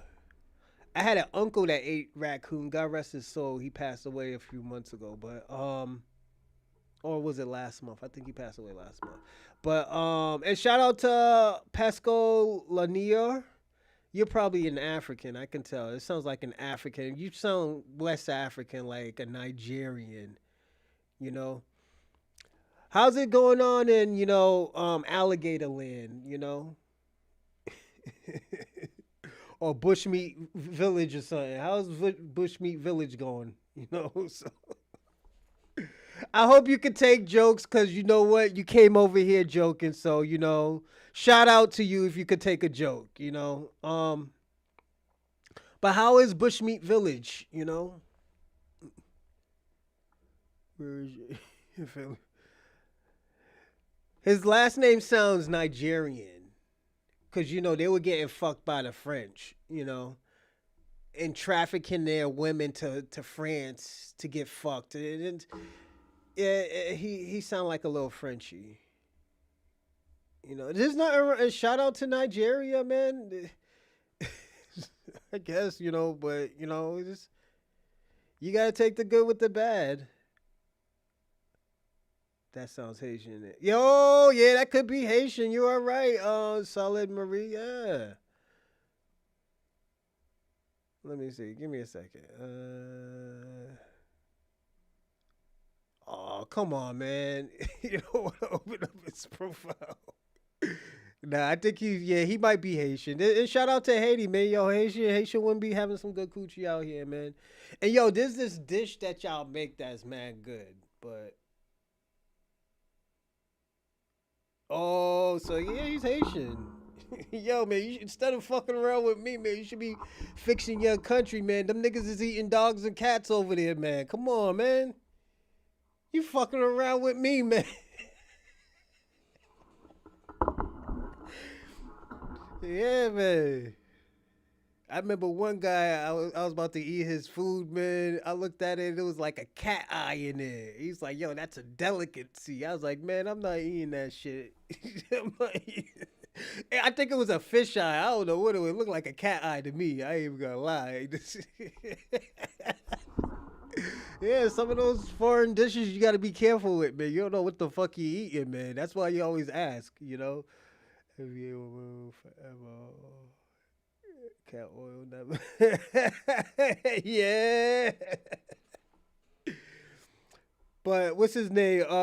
That was a good joke. Raccoons and alligators. The difference between our bushmeat and your bushmeat, my bushmeat isn't filled with diseases. You know, we can actually eat alligators and raccoons down south because those are wild. They're not domesticated. That's the difference about eating meat up in the north and the east, because they eat out of our trash. You know, but I advise you don't eat raccoon, but there's niggas that eat raccoon and like raccoon and it tastes like chicken and raccoon stew and all that other stuff. There's niggas that do cook it and it might taste good, man. It's just I'm not gonna taste it. I told you my uncle used to eat raccoon. You know, he was from Alabama. But yeah, niggas eat that shit, you know? What else I'm gonna say? Damn nigga, damn, Picasso, what's his name? Picasso just left and don't say nothing. Damn, nigga, you don't like us like that? All right, player. Fuck you too, nigga. Another thing I put up, it was Pan Africans minimize Black Americans' achievements and always throw a Black immigrant into it some way somehow. And the reason why I always say that, because when a black person do that, they always say we did it together, and this is the shit when I was saying, oh yeah, we did it together. This we, and when you kind of look at it, them niggas didn't do shit. Like I said, they come to the table with a fork and a plate and don't help. You know, they never help do anything. So that was an issue that I always had with Pan Africans and immigrants. You know, also like hip hop, the shit with hip hop. You know, they always say it was the Puerto Ricans and the Jamaicans and it was the blacks. No, it wasn't. It wasn't the Puerto Ricans. It wasn't the Jamaicans. It was only the blacks. It was the foundational Black Americans. You know, and this is so bad too. When you ask these people, yo, did you watch a Tariq Nasheed documentary on microphone check? They always say no. So how the fuck we having this conversation about, you know, hip hop and this nigga's talking to the innovators, you know?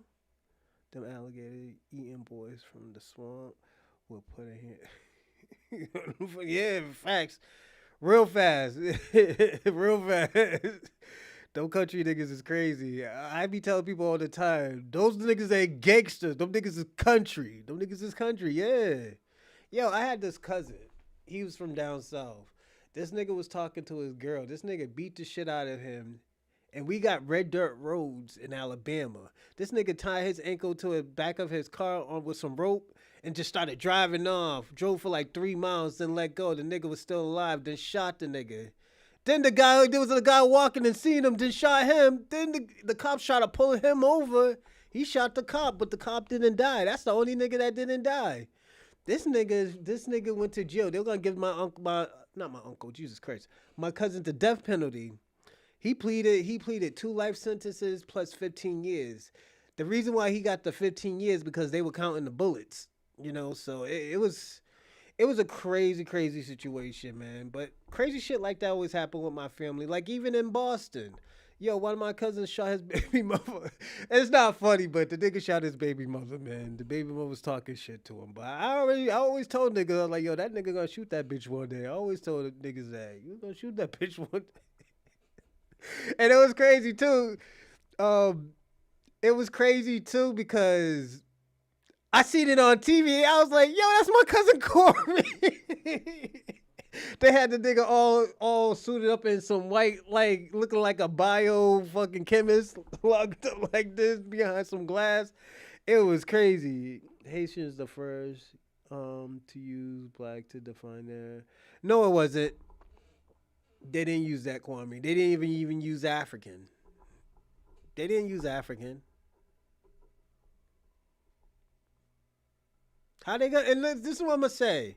How the fuck they gonna use black and they talk French? They speak Haitian Creole. So how the fuck they gonna use the word black?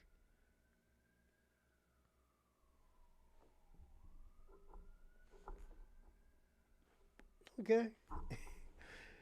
Be the first teller to shut the Yeah, Kwame's a liar, man. He always lies, man. He lies on everybody's podcast. He lies on everything, you know. But yo, y'all Africans got it good. Y'all niggas be crying over the word booty scratcher. Yo, I would be calling niggas booty scratchers if niggas was out of code. If them niggas was out of code, yeah, them booty scratching ass niggas. Hell yeah. I'll be saying in my little Peppa Pig language how y'all niggas be talking. Y'all niggas be talking like Peppa Pig, my nigga. Yo, y'all niggas is crazy, bro. I'll be calling all them Africans. Like, yeah, that nigga, that booty scratcher, that mosquito eater. Cause yo, is y'all niggas is crazy, man. Y'all be getting it made. Well, right about. Oh yeah, facts. Them niggas was Dominicans before they were blacks. Yo, real talk. Them Haitians was Dominican before they were black. That shit is crazy. Yo, that shit sounds so fucking crazy because at the end of the day, don't forget, these Haitians was running around with the perm in their hair and stuff like that, trying to be a Dominican, yeah. And them niggas is getting kicked out their country and shit. Like, nah, nigga, you go back to Haiti, nigga. You can't come back over there. Please, please, yeah. Them Dominicans was kicking y'all niggas out, man. Hell yeah, man. I know they kept the pretty bitches, but yeah, they kicked all them niggas out. Kicked grandma out. They kicked niggas Eblalas out. Yeah. Um, them Dominicans are some rotten motherfuckers. I ain't even gonna lie, man. They kicked them Haitian people out so fast, man.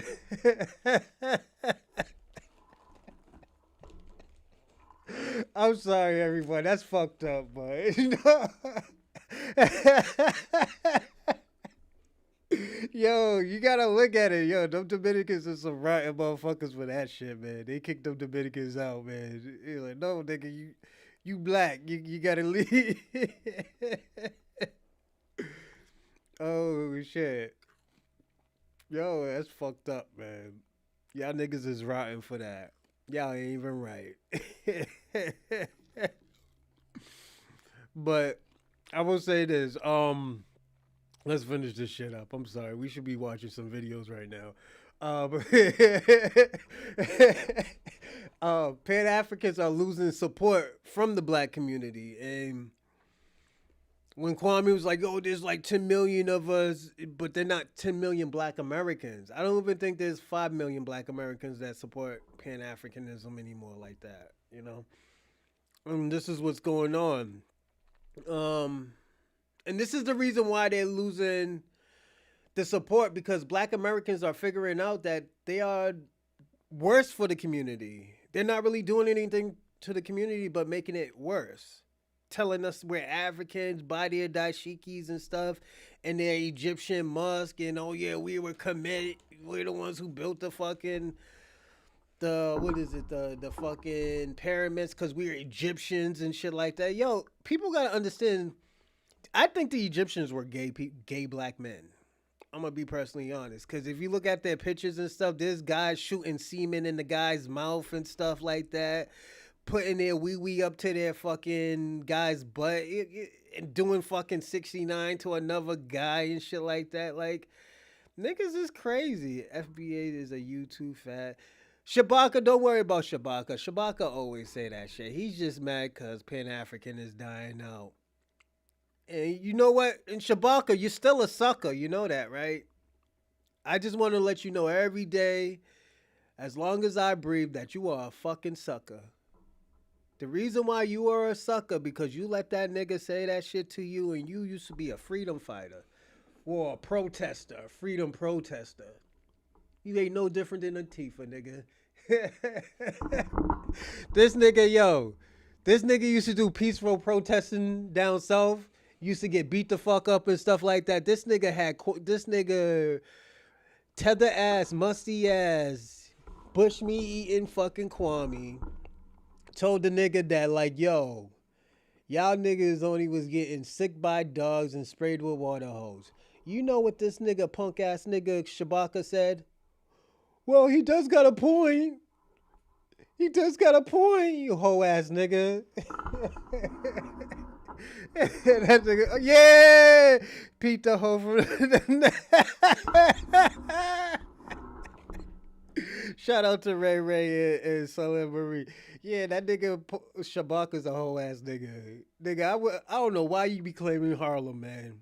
Don't even claim Harlem, nigga. I'd rather you claim fucking Atlanta or San Francisco. You's a whole ass nigga. Know what you should claim? I'm gonna be perfectly honest. Instead of claiming itself, you need to claim like fucking West Virginia or some shit. Or North Dakota or some shit. You just a hoe, nigga. I'm gonna be personally honest. You a hoe. You's a sucker. You know? But let's get back into this. Um Also, the black community are dependent on each other now. We don't need to depend on what is it, Pan Africanism, because the Pan Africanism wasn't doing nothing anyways. You know, yeah, they got mad. Yo, they just turned Harlem into Senegal City now. They call that shit Senegal City now. That shit is so disrespectful to all for the Black Renaissance and the history that's in fucking Harlem. It's sad. Yeah, he's mad at me. Shabaka, you mad at me? Well, you need to start trolling then. You need to start trolling. Stop doing that fucking that John Lewis bullshit that you be doing. Being disrespected with dignity or morally. Nigga, you a sucker, nigga. John Lewis died a sucker. I'm sorry. I love John Lewis and stuff, but he died a sucker. Salam. Salam. You know. But yeah, John Lewis died a sucker. And I'm sad to say that because he is from Alabama, but he died a sucker. He died a weak ass a nigga from Alabama. You know. My granddaddy will turn over in his grave if he knew what John Lewis did. I'm gonna be personally honest. John Lewis was a sucker for that, you know. Don't get me wrong, I love the nigga, but nigga's a sucker. I'm sorry. John Lewis should have never done that shit. Them niggas was whooping his ass back in the 60s and the 70s and the 50s. But yeah, John Lewis, man. I gotta kick you back in, player. I gotta kick you back in. Give me a second. Kick that niggas back in. And I don't even want to do it to John Lewis, but John Lewis, you deserve it. Hold on, let me see what this nigga is. Yeah, this nigga is from Alabama. He has to be from Alabama. Yeah, I knew this nigga was from Alabama. Yeah, he's a few years older than my Grammy. You know? Let me see. Don't be arguing with FBAs when you should be planning your trip home. Yeah, shout out. Yeah, when all the civil rights leaders got government jobs, they went silent. Facts. They didn't do shit, man. You know. Then you look at Shabaka got a government job and he talking shit online. He's a Democrat shield, you know. Shilling for his orange daddy. No, his Indian and Jamaican mommy.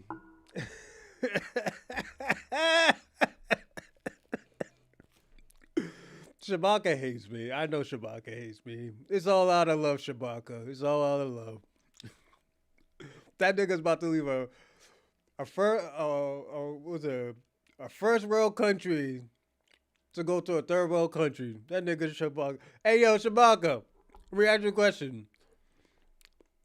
When you leave America, where you gonna go in Africa? I want to know. You think about going to Nigeria?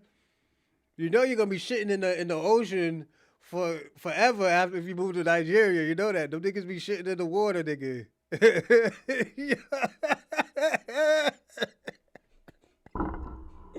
Shout out to Nigeria. I'm fucking with y'all niggas, alright? So don't take that shit too serious. No, not but my name. Can't do nothing. What talk shit? Come on, Shabaka. I'm just joking, my nigga. Yeah, that nigga. Shabaka's about to be a Nigerian doctor. That nigga gonna be putting root. Oh, what's it? That nigga about to put the root on niggas and stuff. That nigga will put a root on niggas. I'm telling you. Y'all niggas think I'm joking. Shabaka nigga. He's gonna be a witch doctor in Nigeria when he moved here. Right?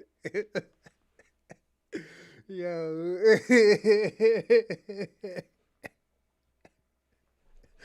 That nigga's about to have a 2-story mud hut in Nigeria.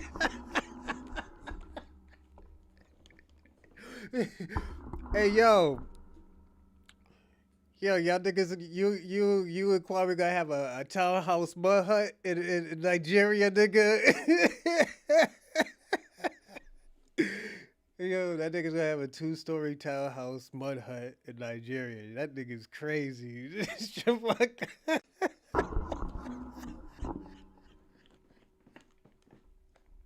Yo, who's gonna build it, Shavaka? Yeah. I'm sorry, Shabak. I'm fucking with you, alright? Hey, yo, Shabak, I'm joking, alright? Don't get mad at me, man. Oh, shit. Yeah.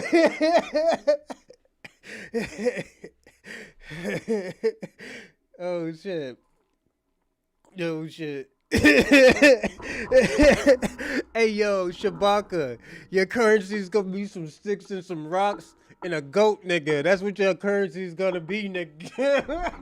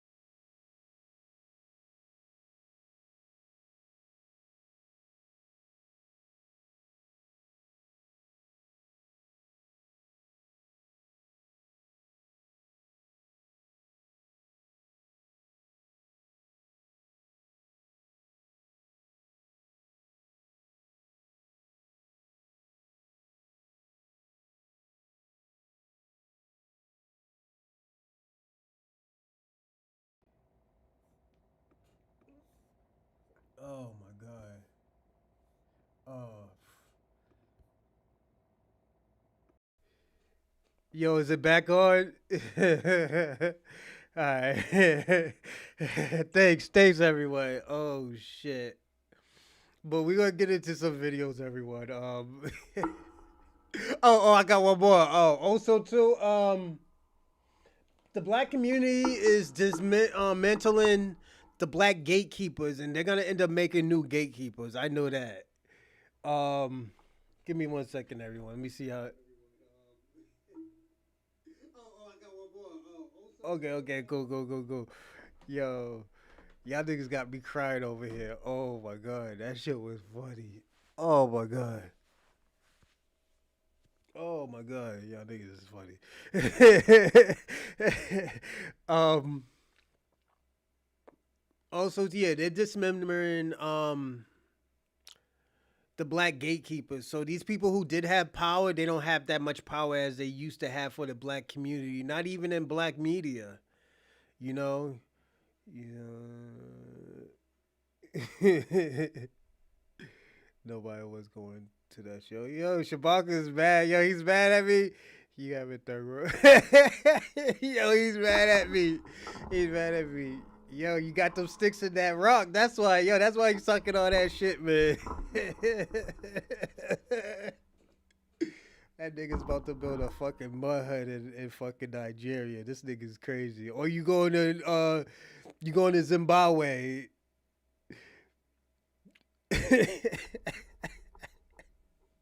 Shabak is crazy, man.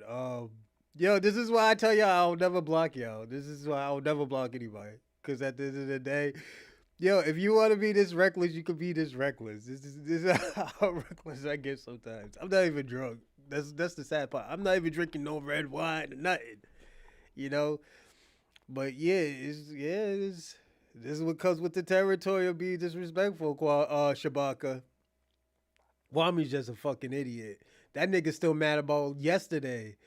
That nigga found out that Jamaican song, that Jamaican dance was made by a white man. That nigga was mad.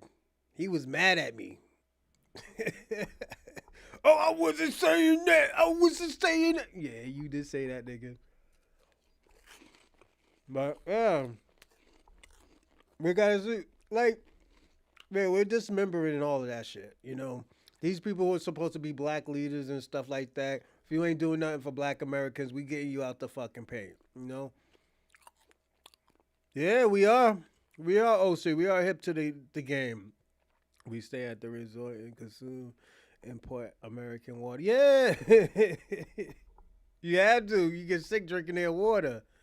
Oh yeah, you'll be throwing up the whole vacation. Also too, let's see. Black Americans are pointing out the old tricks that they have been doing. You know, like Shabaka and Kwame, we're pointing this shit out. You know? We're pointing this shit out. This is the most stupidest podcast. He's mad. Yeah, Shabaki, you mad now? Come on, man. Don't do that. It was a joke, man. It was a joke. Jesus Christ, man. You torment me for making a fucking joke. It was a joke, alright? It was a joke. Jesus Christ. You glad I didn't say, yo, y'all niggas, yo, you gonna have a 2-story mud hut eating zebra riblets and shit, nigga. So, Jesus Christ, Shabaka. Calm your fucking ass down, Shabaka. Jesus Christ. But we're gonna watch this, and the first video we're gonna watch is, oh yeah, everybody like and subscribe and comment, and also, if you want to give donations, I'll leave it in the live chat again. And if you don't have money, don't worry about it. I know times is hard. All I ask you to do is share, share, share, and hit the like button as well too. Thank all of y'all. But the first video we're gonna watch, we're gonna see why black people think, I mean, Africans think we need, or Pan Africans that we need Pan Africanism, and I don't think we need it. But this girl might have a point. I never seen this one, so hold on. Let me reset this because I was just watching that. Is it this one? I just gotta reset this one.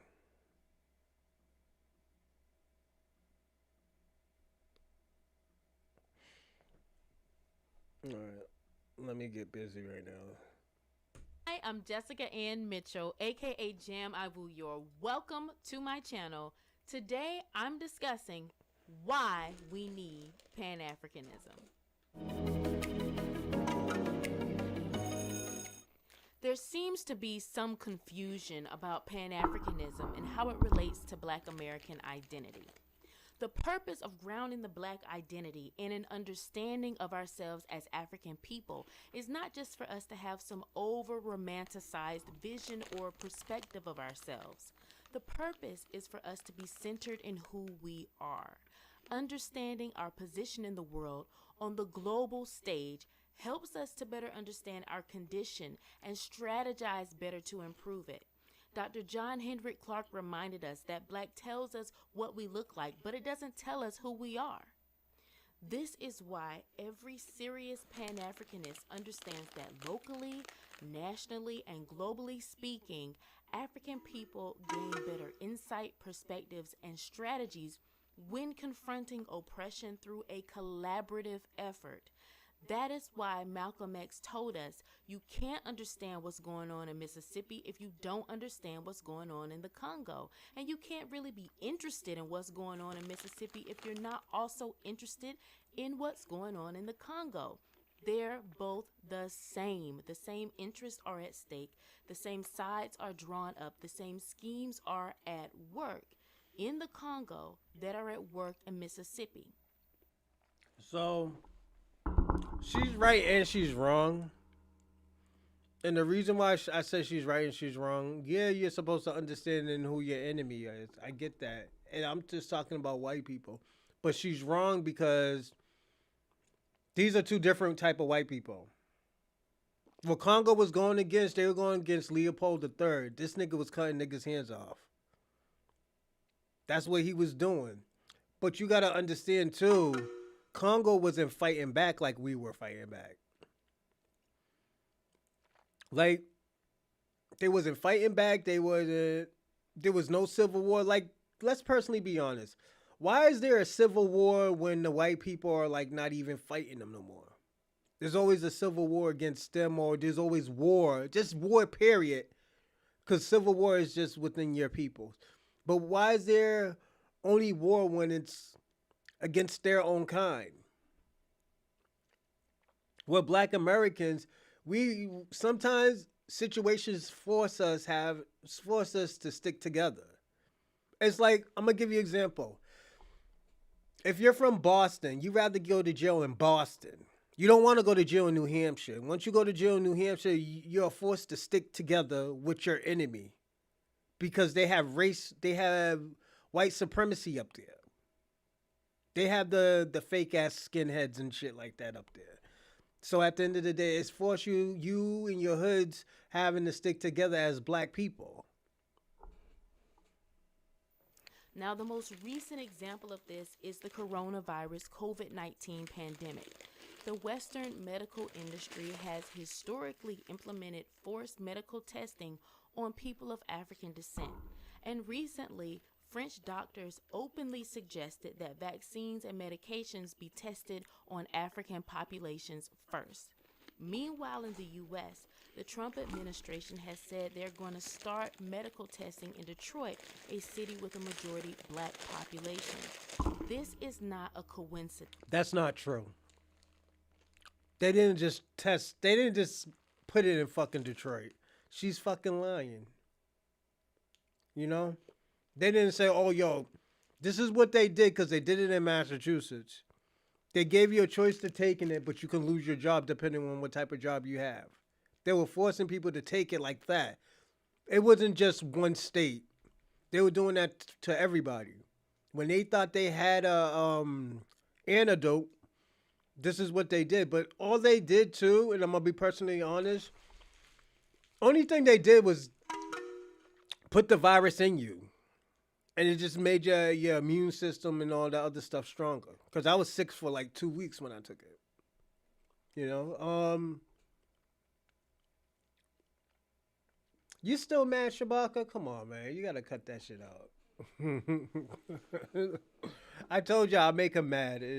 It's just, this is how it is. It's another example of how no matter where we live, black bodies are viewed as testing grounds for medical experimentation, often forced, painful, or deadly.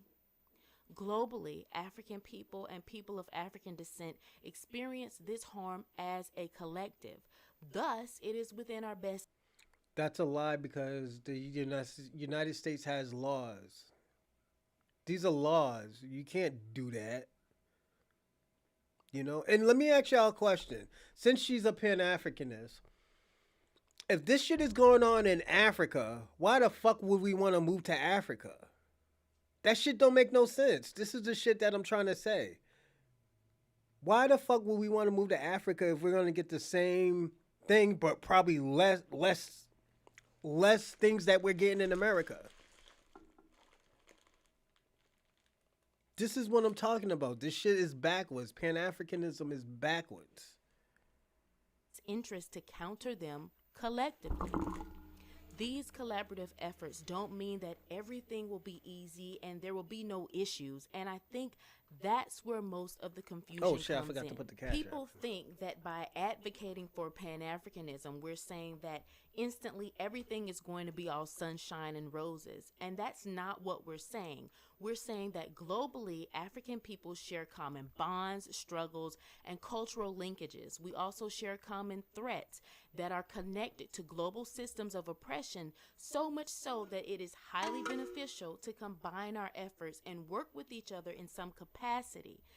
This is a much better strategy than isolationism or xenophobia. All of these things have been tried before, and none of it has helped the masses of any African nation or community of African descendants throughout the diaspora. Anti-black xenophobia or isolationism has only made things worse.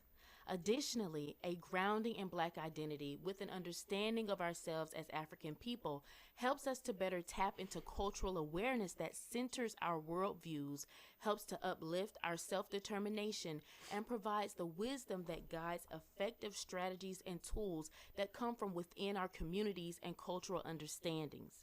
And still, a recognition of African identity as Black Americans or wherever you are as an African descendant on the planet is not an attempt to erase our cultural differences. Yes, Pan-Africanism emphasizes similarities, but it also celebrates these differences that we have because we're able to build from various viewpoints and perspectives, and that helps us to strategize and make our collective conditions better. That's not erasure. That's just called being smart. That is why when we look at the forefathers and foremothers of Pan-Africanism, we see Trinidadians, Haitians, Jamaicans, African Americans, Puerto Ricans, the list goes on, eagerly learning from each other, inspiring each other, building liberation movements, engaging in mutual aid in support of Pan-African freedom, respect, and unity across the world. Pan-African. I'm gonna say this. I have an issue with this. The reason why I have an issue with this is because she's trying to make it seem like it was Black Americans' fault. She's trying to make it seem like, oh yeah, Black Americans started this. Black Americans are the reason why that they xenophobic is going on and stuff. No, niggas ain't xenophobic. It's just like, yo, niggas want to do their own thing. What is the problem with Black Americans doing their own thing and not helping nobody out? Motherfuckers do it all the time. People worry about their self all the time. So what is the problem with us doing shit by ourselves?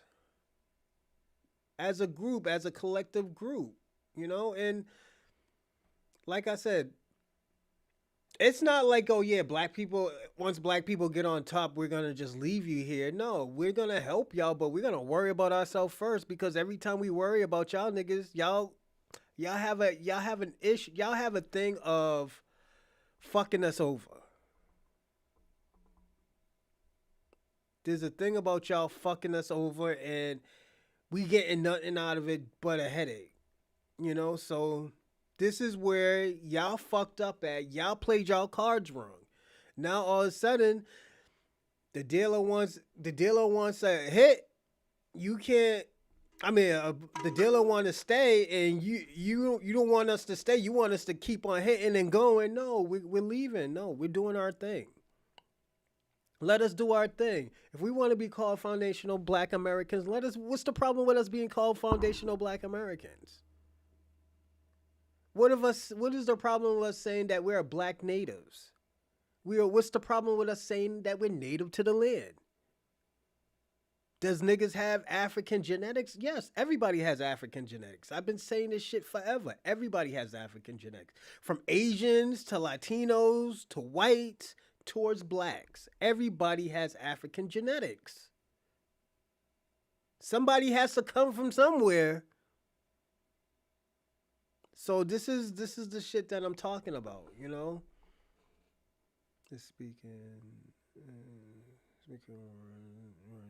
It's not word salad. I'm just saying, what is the problem of us doing shit ourselves?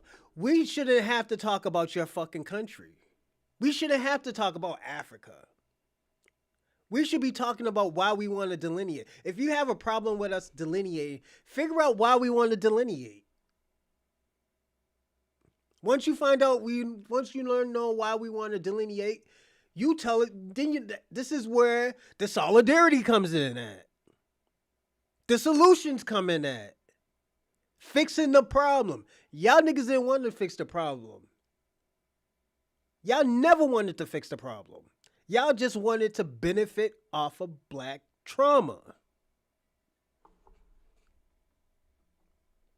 African unity is why Martin Luther King Jr. went to Ghana, met with Kwame Nkrumah, attended the Ghanaian independence ceremonies, and returned to the United States with a And hold refreshed up. And I'm glad she said that. The Black African Union, when Martin Luther King went to the African Union, them niggas told him the black problem is not our problem. So most of those people in Africa did not fuck with us. Those governors did not fuck with Martin Luther King. So I'm tired of that fucking line, niggas saying that, oh, yo, he went there, found a solution, yada, yada, yada. No, nigga. They wasn't fucking with him. They saying that he needs to fix his own problem. Don't call us to fix your problem. Nigga, this is what they were saying.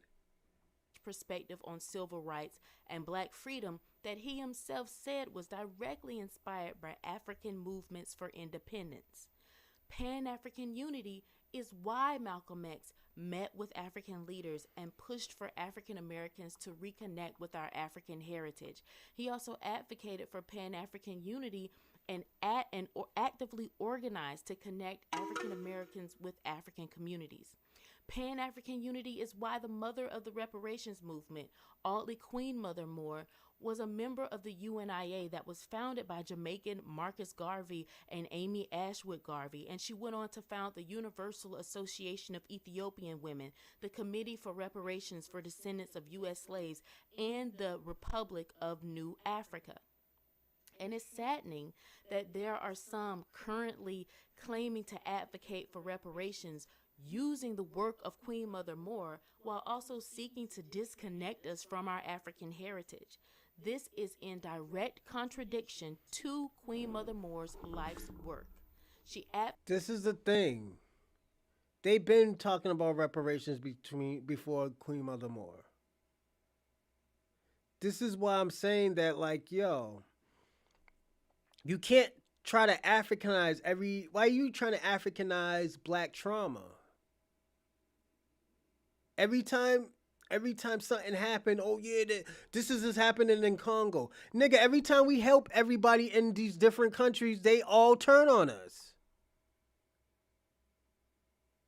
They all turn on, oh, now it's different because it's 2025? Nigga, that shit don't mean nothing. They're going to turn on us too. This is why black people were saying, yo, there is no such thing as no black and brown coalition. Where the fuck was this? Where the fuck have I been on here? I've been on this earth for 40 years and I never seen that shit.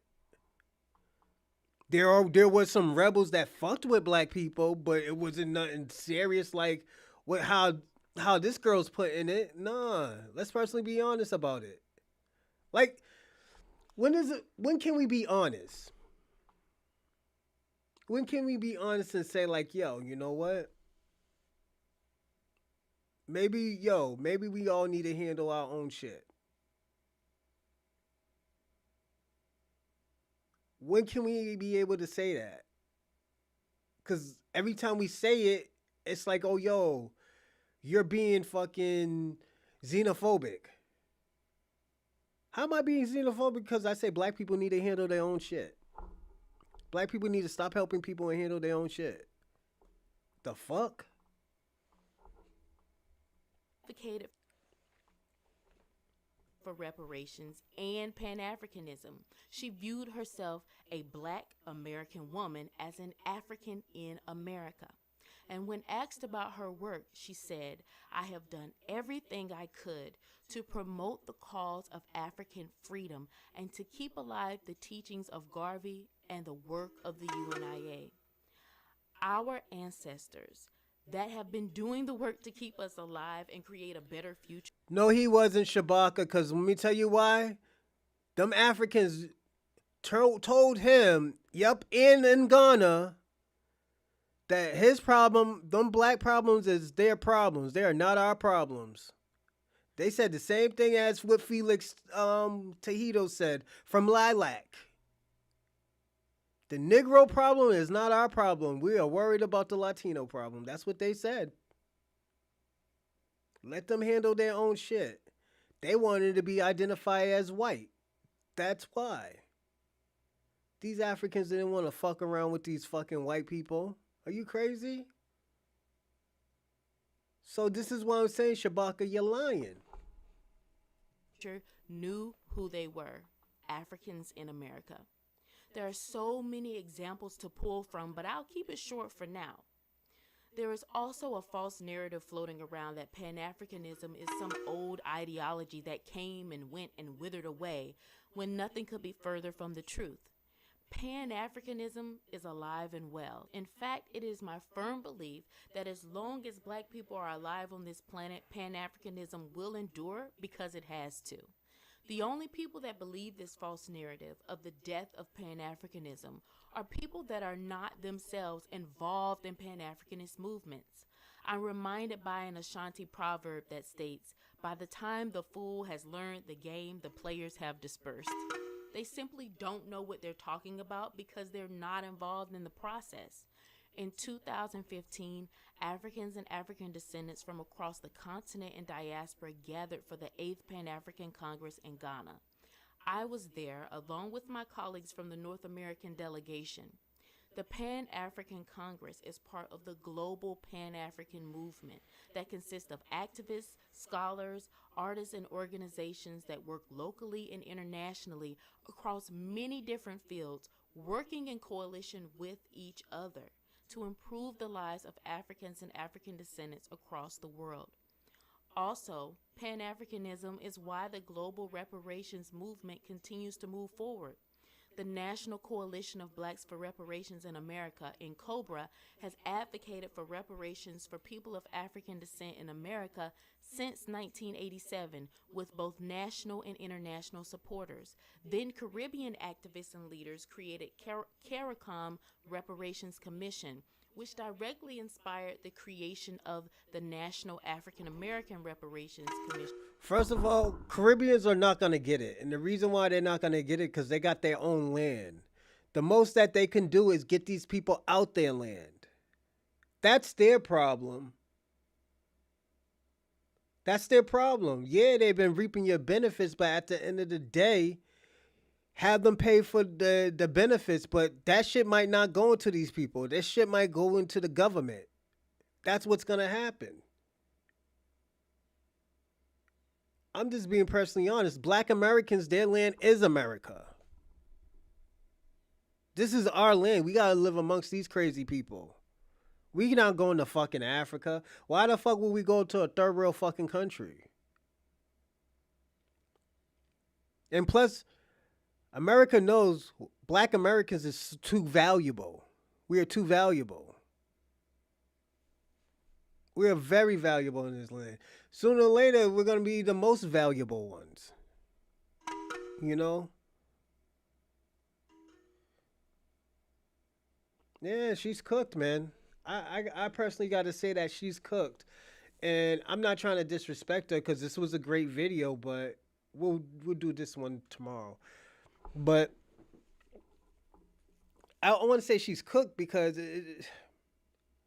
everything that she named, she told half the story. She was saying, oh yeah, the mother of fucking reparations, she was Jamaican. No, she wasn't. Let's not lie. They've been talking about reparation ever since black people were enslaved. Technically, it was the white people talking about reparation. It wasn't blacks. So let's not lie about that. Handle of African American that says that you don't accept being an American. You don't accept being born in Chicago or New York or Detroit or wherever you were born. Go on, Smokey. Generations your family has been here. Why do African Americans generally don't like Africans? It's a question. It's King Nido, representing here at the Men at Work YouTube channel. And don't forget to subscribe and comment. Greetings from all kings and queens. African Americans, for various reasons, sought to colonize, conquer, liberate Africa from European clutches, and create a safe space for African and African descendant peoples to thrive.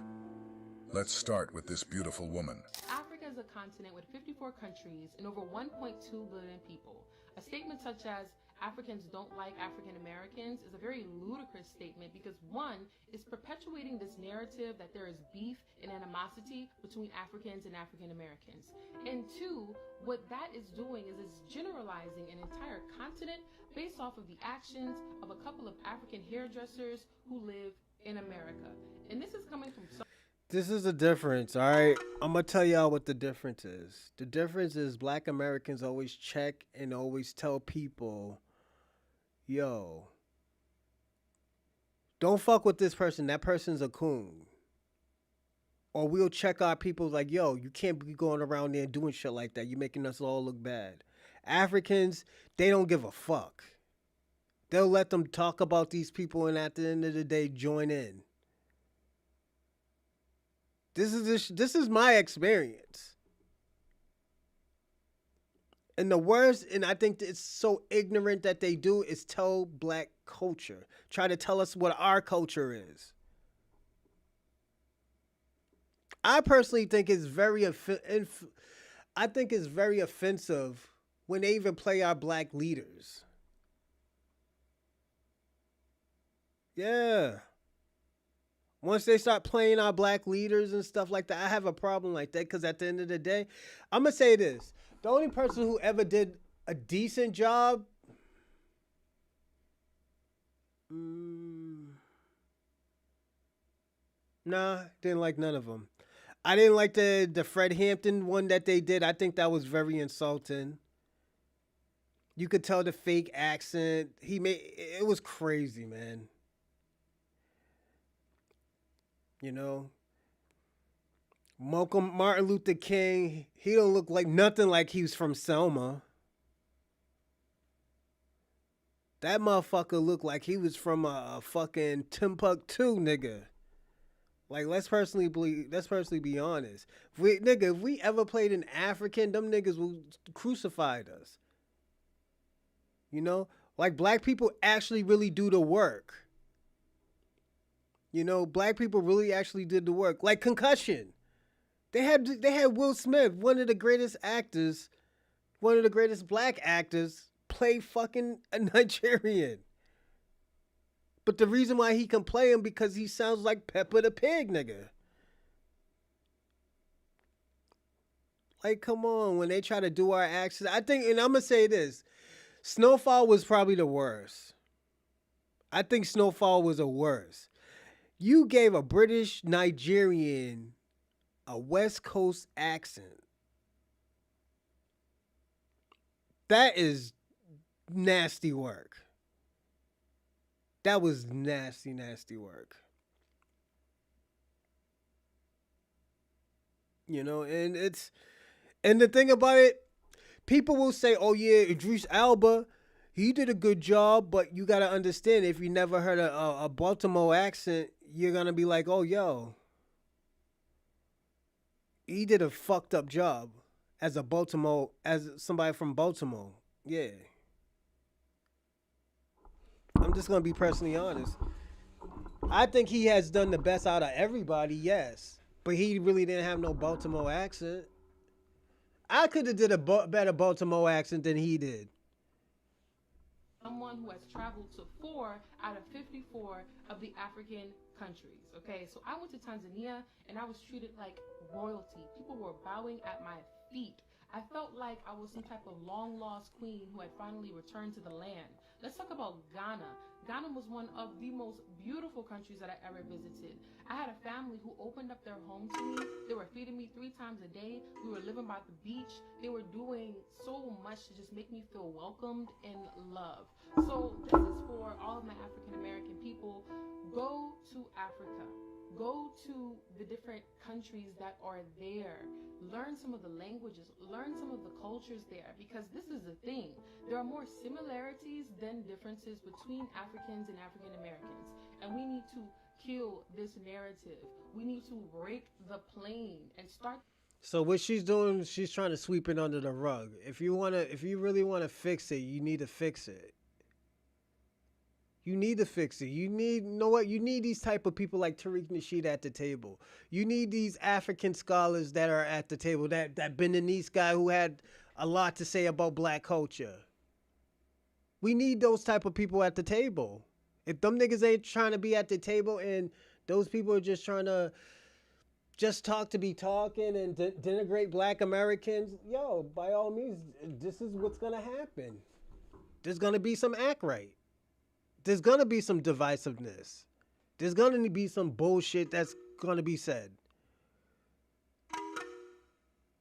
Yeah, nobody want to go to no Africa. Conversation so that we can get to know each other and enjoy the beautiful continent that we call the motherland, Africa, Azania. Okay? Peace and blessings, y'all. How Black America fell out of love with Africa.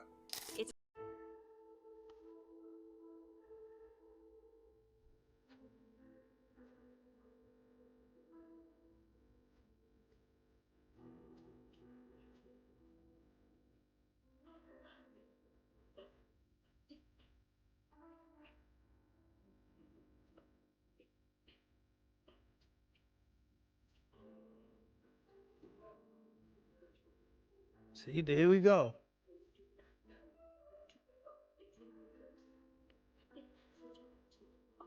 See this? This is coming from a Caribbean. A Caribbean woman saying this. She's talking amongst black people. She got no black people defending themselves at all. Nobody's defending us. So now she sounds like she's right. This is what's been talking about. We start conflict. Everything turns into a fight. No, that's only 10% of raggedy niggas that y'all fuck with. Ask her, let me ask you a question. Ask her how many people that she knows that who can't solve conflict. She'll be like, "Oh, I don't talk to no black people like that." So how the fuck do you know? Oh shit. I just freaked that. He's a masculine shabaka. Oh shit. But yeah, this is the type of disrespect. This is why we don't like you, my nigga. This is why we don't want to fuck with you. Yeah, because you're not qualified of telling us what's wrong with our community. Your community's all fucked up. Your parents fled your community. Your parents don't want to go back to their home. Their home is in America now. I hate you forever. You got to draw lines. It's like you're this gang or that gang. And you still see it happening in politics. No doubt, the above represents a very abstract relationship with Africans in America. It is not that deep and barely even real. But I suspect it resembles the kind of relationship that many traditional African Americans have with recent immigrants from Africa.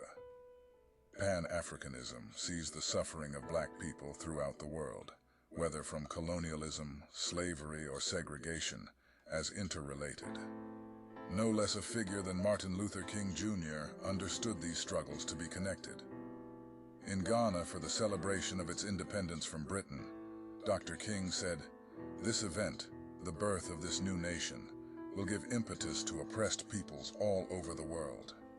I think it will have worldwide implications and repercussions, not only for Asia and Africa, but also for America." What do you consider yourself today? Are you American? Are you African? Are you African American? What are you?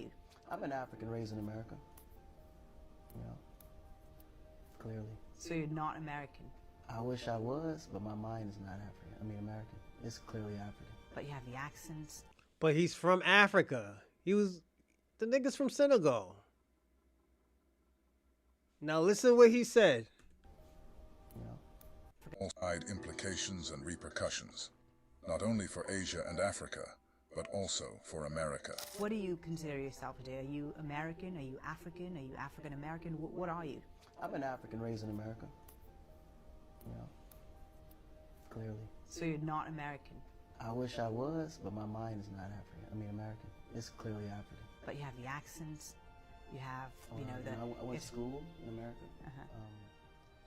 All my whole earlier childhood, I was raised in Africa. Then I came to America. Every summer, we would go back to Africa for a vacation. And then when I graduated high school, it was a choice whether you wanted to go to Africa or stay in the U.S. and just the opportunities in the U.S. was so much greater than Africa. Well, you're certainly the perfect example of the American dream coming true. And what would be your advice to a young African who's immigrating to the United States today?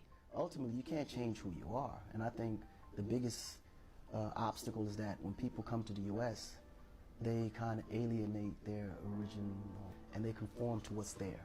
For decades, through the final overthrow of apartheid in South Africa Heard what he in the said. 1990s, movements for the rights of black Africans on both sides of the Atlantic propelled and First of all, he was anchored over here. He was anchored over here. Both of his parents is from Senegal. This is why he talks crazy about us. This is why he talks crazy about us. Because we've been letting these motherfuckers get away with that shit for so long. That's why now he's coming back over here, nigga-splaining, talking about, oh yeah, you don't know how long a country is going to be built, how long a community takes to be built, yada, yada, yada. Nigga, before Acorn City be built, this nigga's going to be dead. His grandkids, his great-great-grandkids is going to be building that shit. Not him. His great-great-grandkids is. reinforced one another. In the West African kingdom of Dahomey, before the kingdom's captives departed for the New World to be enslaved, they were forced to march around the Tree of Forgetfulness 6 times, so that they would remember neither their home continent nor the people they were leaving behind. The Dahomey aristocrats forced captives to sever ties with their homeland. Black people have lost their identity, but our oppressors have not lost our identity. That's just why they chopped those noses off of the Pharaoh and the Sphinx in Egypt in the first place. Is because without this nose, we can tell you this is whoever it is. In the same vein, Sorry, contemporary Afro-pessimist intellectuals argue that the Middle Passage means today's Africans and members of the African diaspora have forgotten one another. Afro-pessimism is a theory developed by Black American intellectuals like Frank Wilderson, Christina Sharp, Saidiya Hartman, and Fred Moten, which holds that the experience of racism and slavery in the Americas makes the Black American experience so unique that it cannot be compared with the suffering of other peoples. So I am first generation. Both of my parents are from Liberia. I was born and raised in the United States. So I got to witness firsthand both sides of this argument. So the thinking in a lot of different African cultures is that Americans are lazy. They live off the government, they don't value education, they don't take anything seriously. And the reason they think this way is because in most African countries, you have to pay for school. So they feel that people who have the opportunity to get a free education should be much further in life. And while it seems simple and straightforward to them, they don't really understand the institutionalized racism and the systems that were put into place to make sure that people don't succeed. Because they didn't grow up in this system, they don't really understand how it works, which makes it a lot easier for them to judge. Now, on the other hand, I was in school when everyone was being called African booty scratchers. And I'd always be like, but I'm African too. And they'd be like, you're not a real African. These would be the same people that say, oh, Africans stink. Africans always have attitudes. Africans are so rude. To understand is that people in the United States of America grew up watching stereotypes of Africa that are predominantly false. And the ones that were even somewhat... She's lying. The reason why niggas was calling that African booty scratcher was because what's the movie? Boys in the Hood. It was a joke, you know. And if you're gonna blame John Singleton for this shit, you blaming black people. You blaming black people for shit that John Singleton did, that he put in a fucking movie. That's why I was like, okay, nigga, use it. Fuck it. Say booty scratcher. Like, yo, look at that booty scratcher. You know, niggas, y'all niggas gotta get over that shit. And the reason why is because, yo, nigga, y'all losing. This is the reason. Y'all gotta understand, Pan-Africans, y'all gotta understand, this is the reason why we turned on you. We're tired of y'all playing the fucking victim. Oh, look what they doing to us. You know, all of that shit. Just crying, man. Niggas don't got time for that. Niggas just trying to fight and trying to get reparations. You know? Then we got y'all stopping the reparations. We got your people stopping the reparations. There's an issue. There's something that, you know, we just can't fuck with y'all. Y'all niggas need to handle y'all own shit. I'm just being personally honest. Y'all just got to handle y'all own shit now, you know, and y'all fucked it up yourselves. You know, but hey, best of luck to y'all. I'll tell you that. True, we're not recent.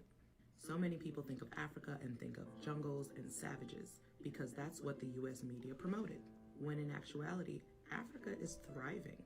They have infrastructure and cities and technology the same as we do in the United States. But if that was promoted on TV, people would want to go back there as opposed to staying here. Nigga, y'all countries is not like that. Y'all niggas better stop lying. If y'all shit was, let me tell you something. The Chinese area in Africa is striving. The Asian, was it the Indian villages in Africa is striving. Africa is not striving. The reason why y'all shit is the best right now is because of Tariq Nasheed. Tariq Nasheed made your shit look dope. Tariq Nasheed had your shit popping. Y'all couldn't even thank the nigga for helping y'all get y'all shit popping. What you think? Let me ask you something. What did you think Hidden Colors was all about? That shit was all about y'all. That shit had nothing to do with Black Americans. You know? So at the end of the day, y'all should be thanking him. He got y'all using y'all real fucking name. He have y'all making niggas say your real name. But he ain't gonna lie and be like, oh, yo. He ain't gonna be like, yo, these niggas' countries are still like Mansa Musa's vision. Nah, nigga, that shit's like a piece of shit right now. Let's all be honest. That's a piece of shit right now. We could talk about Harlem. Harlem used to be all black. Nigga, it looked like ICE. Nah, know what it looked like? It looked like an immigration fucking office. That's how Harlem looks like. It looks like an immigration office. So we can't fuck around and lie. Harlem used to be all black. Harlem used to be lit. But it's not lit like that no more. There's issues. There's things that's actually really happening in Harlem.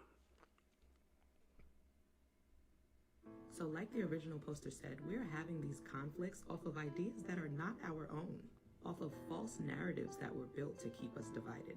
But I think if we actually took the time to listen and learn, we'd see that there are a lot more similarities than there are differences. In any case, as an African American, and thus a descendant of American slaves, not the traditional American immigrant story, I often find myself applauding African immigrants, particularly Nigerians, as I see them excel in academics and business, partly because their presence helps me to reconcile some of my own I just told you, see? And its history vis-a-vis. Like my nigga, let's personally be honest. There's not that many Nigerian businessmen. There's not that many fucking Nigerian doctors. You know, if there was that many doctors that were Nigerian, maybe they should be going to their country, helping these niggas get out of, you know, curing Ebola, you know. These niggas is eating Ebola sandwiches over there. And them niggas is like fleeing everywhere. And shout out to Nigeria, but my nigga, your country is not doing good if everybody's kicking you out their fucking country. Niggas is kicking you out their country. Black people. Your highest educated group of people that enter America, that immigrate to America, are Nigerian. They have the highest level of education, and they have the greatest success rate in entrepreneurship. Africans, not Europeans, but Africans. Even though, ultimately, these modern-day Africans are just another American immigrant story. Nevertheless, I love the way they tacitly yet devastatingly challenge a lot of annoying. That's why I wanted to show y'all this biased video. The reason why I wanted to show you this biased video is because I want y'all to see how they feel about us, what they think about us. They think, let me tell you something. Africans think they're smarter than all these black people. They think we're stupid. They think we're uneducated, but they gotta understand. They use the 10 raggediest dumb niggas who's having a hard time to school and compare them with the smart Nigerians. If we really compare black people who are doing good in school, they're gonna get blown out the fucking water. They're not gonna even be there. There's no competition. There's a lot of us that's doing good. That's a fucking lie. That's why I had to tell this lady at this reparation meeting, oh, everybody's reading at a third. No, not everybody's reading at a third grade level. That's impossible. How are these kids moving up? How are these kids going to another grade? That means, you know what? It's how y'all are hiring these teachers or the programs that y'all are doing. You're giving these kids these old ass school books and not giving them brand new school books like they're getting in these other schools and stuff, in these suburban schools. We always getting the old shit. This is why these niggas is behind. You talk about everything is even, everything's equal. That shit is not equal if these niggas is getting better books than us. If they getting better teachers than us. If they're getting better supplies, anything. Let me tell you something. This is the one thing I always have a problem with high schools and elementary schools. They always talk about the shit that we are doing wrong. No, it's not that we're doing something wrong. It's something that y'all are doing wrong. When is somebody gonna take accountability? Y'all blaming the fucking kids, and you know that these kids is having a hard time. There's a reason why they're having a hard time. You know? But let's start, the Tariq Nasheed video before I just talk to keep And talking. so he saw how they was treating the black Americans, and he put a stop to it. And so they decided to go after him and try to get him fired. And an investigation ensued, and he, after the investigation, what they said was, well, what we found, they said he has worked with us for X number of years. We've never had an issue with him supervising anyone or working with anyone. And they said, but what we did find is that you was treating black Americans as if they wasn't even human. And they told him, said, well, and see, he would allocate the research to be conducted, right? They would try to go in and change the numbers and do it how they felt it should be done. He's the supervisor, head supervisor. And so they told him, they said, well, what we did find is that you have a problem with black Americans. And they said, if you can't work with him and take instruction from him, find you somewhere else to work. See, these black immigrants, they are losing, and they're losing very badly. And this one, I got that. I did save the link to that show. I haven't had a chance to go back in, but it was just, I think it was just radio station? Part 1380 WALK. Okay. Who was the host? It was what's her name? Wanderlin. I think it's Wanderlin. Okay. Yes. Are they? And what are they? I'm not. I think she's FBA. I'm not sure. Okay, because I Atlanta got a lot of Democrat shields working in radio down there. So. Oh, you already know. So you already know. So you already on point. Yes. Indeed. Yeah. You are. Yeah. But what happened is that, see, a lot of these Pan-Africans, what they're doing is they only want to hear the side. They're taking the side of these black immigrants against us. Right. And what they're doing is that, so anytime, and like I told them, I said, I have listened to Tariq Nasheed's platform before. Now, when I've listened, he can be talking about stuff specifically for black Americans, but they will call in with their hate, their vehement anti-black American hate, try to disrupt the whole platform. But when I did that, and my cousin told me also, Tariq, he said, this one guy, check this out, he was Jamaican. Say this guy comes into work one day, he was at work for an hour. So somebody noticed him over in the break room just sitting there doing nothing. But they're supposed to have this great work ethic, right? And so what happened is, so he was informed, he said, well, you need to come back to work. He said, well, I want to go on break. He said, well, no, you haven't been here long enough to take a break. And then when he said, well, you know what? If you don't want to go back to work, you can go home. And he goes, oh, he ain't right. He ain't right. He ain't right. And see, these are the things that they try to do to undermine us, to get us fired. Yeah. So that the people will come after us and not them. But I just want to share that with you, man, because good looking out on that. But let me land your plane on that because we got to touch on that with these people who's promoting Pan Africanism. Listen, and we've been having this discussion. These Pan Africanists always trying to blame me for their Pan Africanism not working. Ain't that you, Shabaka? Always want to blame Tariq Nasheed? You always want to blame Tariq Nasheed. We're going to listen to what he's going to respond to you. It's always trying to blame me for their Pan Africanism not working, which is a cop out. They always blaming me. Every time people are talking about their Pan Africanist stuff, the conversation pops on to me with Tariq. All that FBA stuff, Tariq is so divisive. Tariq Nasheed is not stopping none of you from going over to Africa and building your version of Wakanda. I am not stopping none of you. Family, the Pan African thing, man, it's on its deathbed. And we got to be very real because that's my thing. I'm all about honesty. I think like a military general, man. That's what my mindset is on. I ain't trying to be sentimental on nothing. I ain't trying to be emotional. I think strategically. Everything I do is all about strategy. Does the shit work or does it not work? If it's working, okay, let's push forward and do more of it. If some shit ain't working, leave it alone and let it go. Let's go to another direction. Because the dominant society, they like us doing shit that don't work so that we get like a little symbolic thrill. That's why they love bringing up marches in Selma and all of that. Yeah, they don't tell you the balance of the marches. See, they do these symbolic marches every year. The Democrats do that. They go take a photo op on the Edmund Pettus Bridge. Hey, vote because this is the tradition. We're fighting for justice and civil rights. And a bunch of black folks got beat up here 70 years ago.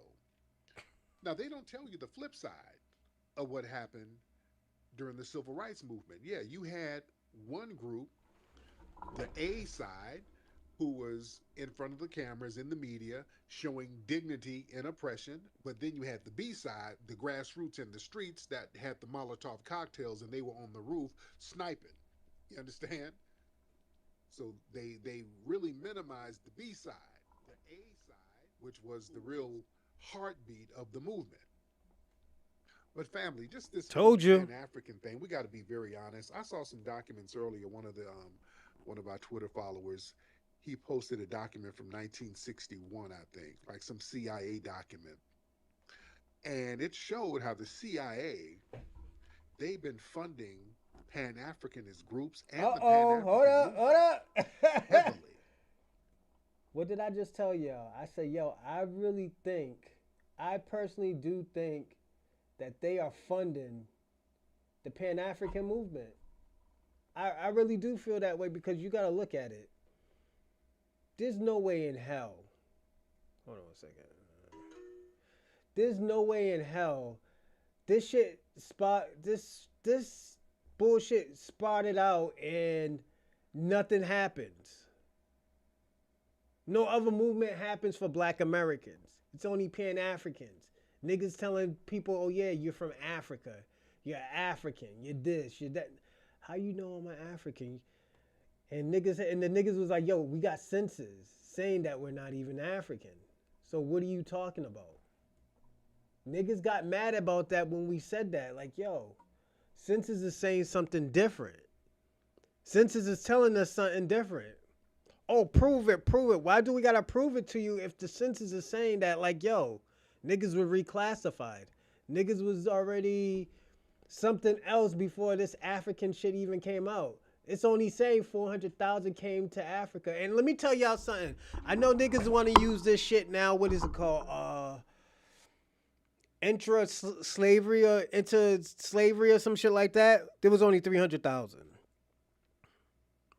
there was only 300,000. If you even add that shit up, that's still not enough to make 40 to 50 million black Americans. That's still not enough. Like, I'm being personally honest. All these, I'm telling you, these Africans are just trying to, they're just, they're just creating more bullshit for themselves to actually, they're digging themselves a bigger hole than they really are, than they really have to do. You know, so it's on them. Let them keep on digging themselves a hole. Because even in their CIA documents, they looked at Pan Africanism as not really a threat. They didn't think Pan Africanism was a threat. Why do y'all think they always promote it? The dominant society promotes that all the time. You dig? And a lot of Pan Africanists were CIA operatives and FBI operatives. And they are today. Truth be told, we've been saying that for years. A lot of these Pan African cats who are really hardcore talking about Pan Africanism, many of them are ops, many of them are informants. And there's a reason why people who promote Pan Africanism, they're not looked at as a threat, but those of us who promote our foundational Black American lineage, that's looked at as a major threat. Notice, look how people He's are mad. I told shaking y'all. and trembling Shabaka's pissed now out that here. we've acknowledged heavily our lineage on this land. Look how everybody is freaking out. Look at all the sock puppet accounts that the feds have to pay for where people are online denigrating our lineage all day, trying to tell us what we're not. Just every single day, all day. And family, there's a reason why they promote Pan-Africanism, the dominant society, over our lineage here. Because you know what, Pan-Africanism, that lacks a tangible political base in the United States. That's number one. See, the Pan-African movement, that encourages black people to focus on Africa rather than organizing politically for resources here. And look, most African nations do not have the power or infrastructure to assist foundational black Americans in achieving any tangible political goals. They don't even have a pot to piss in or a window to throw it out of over there. So Pan-Africanism, that's seen, it's looked at as an ideological movement rather than an actual power shift. It's basically sentimental, symbolic nothing burgers. Let's just be real. That nigga Shabaka's about to go crazy. It's always one day. Hey man, what's up with this Pan-Africanism? What y'all got going on? Well, one day, nigga, we're gonna have Akon CD, we're gonna have Shea Butterland, and we're gonna. Yo, Shabaka, that shit sound like you, my nigga.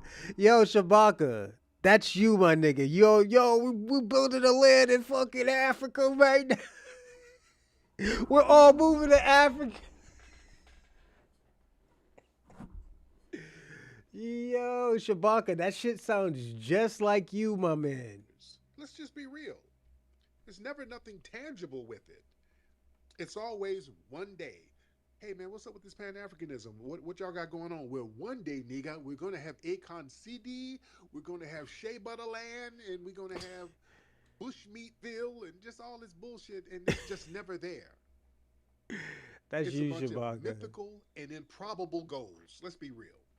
A lot of Pan-African ideologies, they revolve around concepts like repatriating to Africa and forming a global black nation state, which is, let's be real, it's unrealistic due to geopolitical, economic, and cultural barriers, family.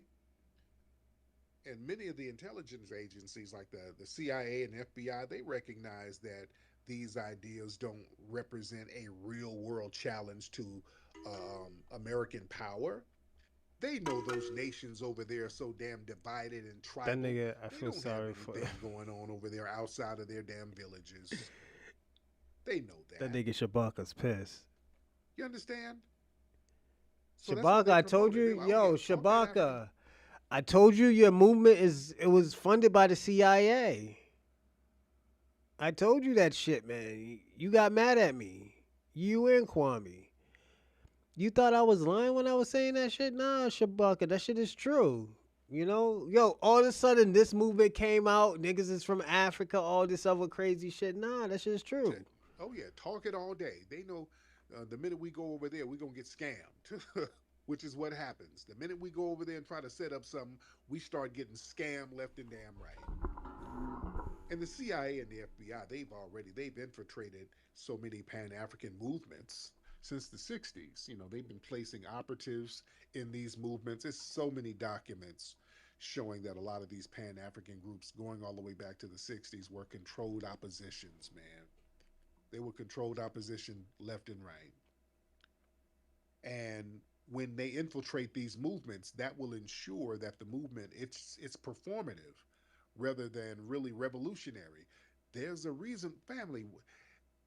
They've been talking this Pan Africanism shit since the 1920s, and is nothing popping over there in Africa that we are building together.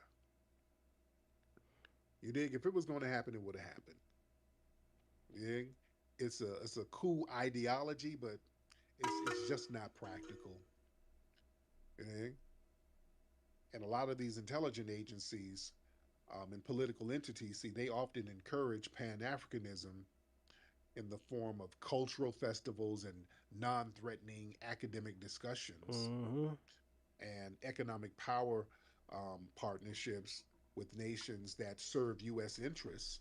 So basically, they'll sit here and have us prop up Africa, and then they'll send U.S. aid to some of these puppet leaders over there, and the people over there don't get the money. You know what I'm saying? This is what that U.S. aid stuff is exposing. You see, we sit up here and justify them sending money to these corrupt leaders. We don't get none of the money. The people over there on the ground don't get none of the money. But we sit up here promoting this Pan African ideology while it's being funded with um, corrupt intentions. And also, another reason why the dominant society promotes this Pan African thing, because there's a lack of lineage based claims for reparations.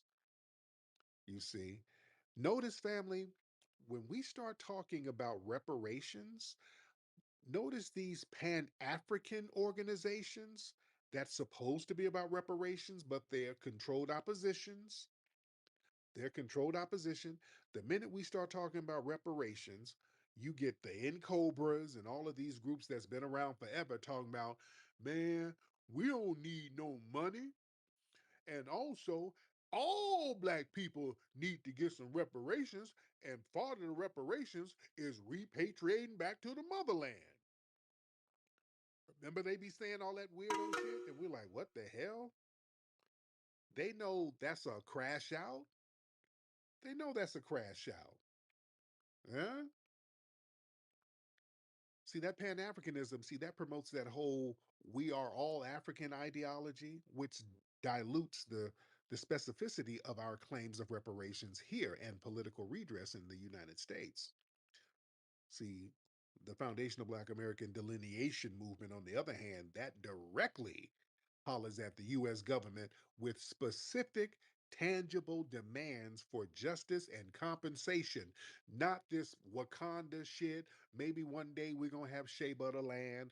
Maybe one day we're going to connect with people in Ghana and man, that's just an idea. We're talking about some real tangibles. We're giving dollar amounts, what we need from this government here, because this is our land. And when they keep on promoting Pan Africanism in the media and education system with these alphabet organizations, see, that's a distraction from domestic Black economic and political power. See, the US government, they see Pan Africanism as a way to keep Black Americans looking outward rather than organizing politically inward for resources domestically. Yeah? That's why everybody's freaking out that we've acknowledged our lineage here. People are freaking the hell out now that we said, hey, you know what? Damn all that old go back to the motherland shit and we're generic Africans. This is our land right here. We're claiming our lineage and our importance to this lineage, and we ain't going nowhere, and we're going to need compensation, you see. And we're uncovering all of the hidden history about our lineage here. That's a threat. That's why everybody's freaking out. Yeah. And remember, J. Edgar Hoover, I always mention COINTELPRO. Family, COINTELPRO, those documents, man, he explicitly identified black unity as the greatest threat to national security.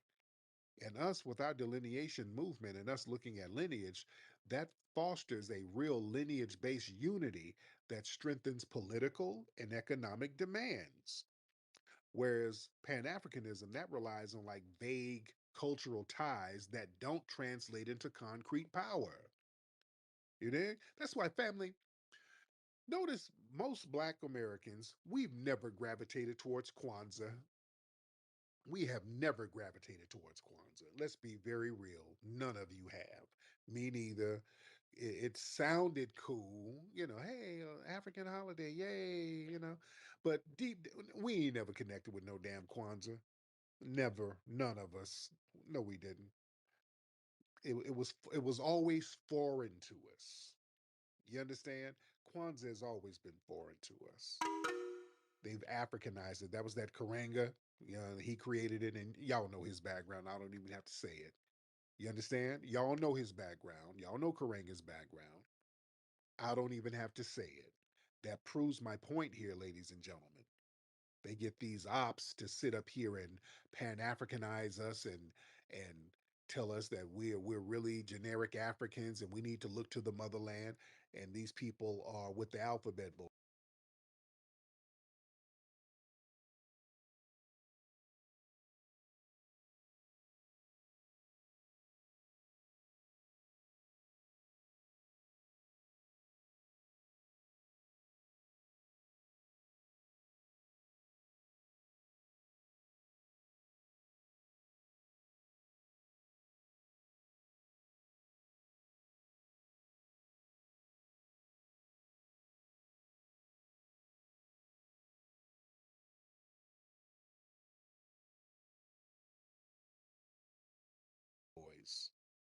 You see, and they try to crowbar this stuff onto us.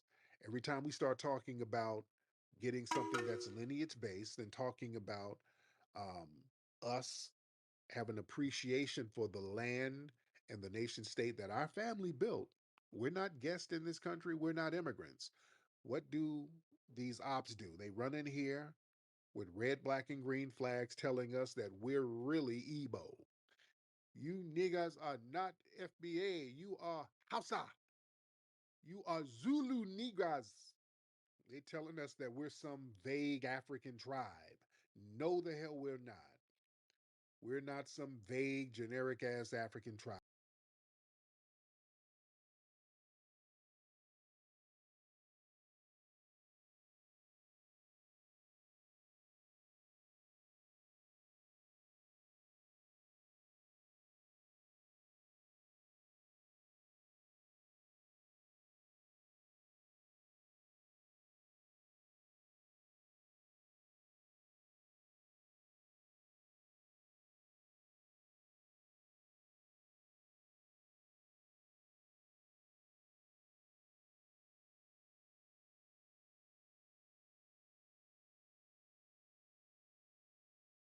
We are foundational Black Americans with a long standing, deeply rooted culture right here on the land that our families built. And we ain't giving that up for nothing. And another reason why they promote Pan Africanism so heavily, Pan Africanism lacks a military or security element. You understand? It's not a threat. It doesn't have, it's never about securing anything or having a militaristic response to systematic oppression. See, historically, successful nationalist movements, they required some form of military or self-defense structure. Like in the 1960s, let's be very clear. The reason why we got things popping, you had the Black Panthers.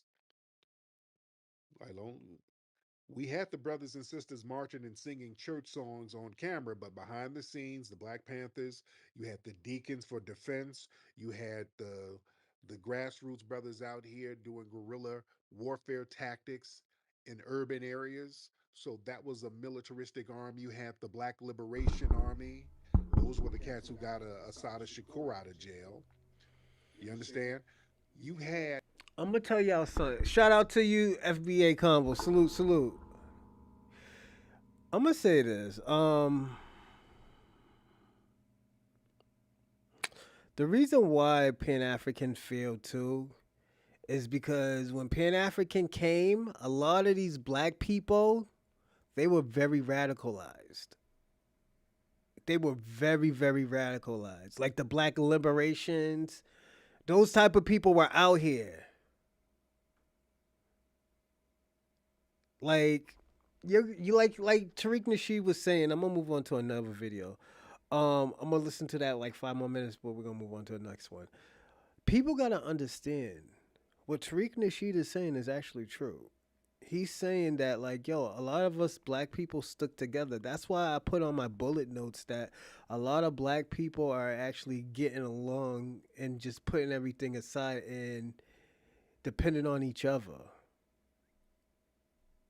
You know, like I said in the 50s, 40s, 50s and the 60s it was like that because there wasn't all these other fucking nationalities. Even if you was from a different country, you came over here and you fell in line and stayed on code.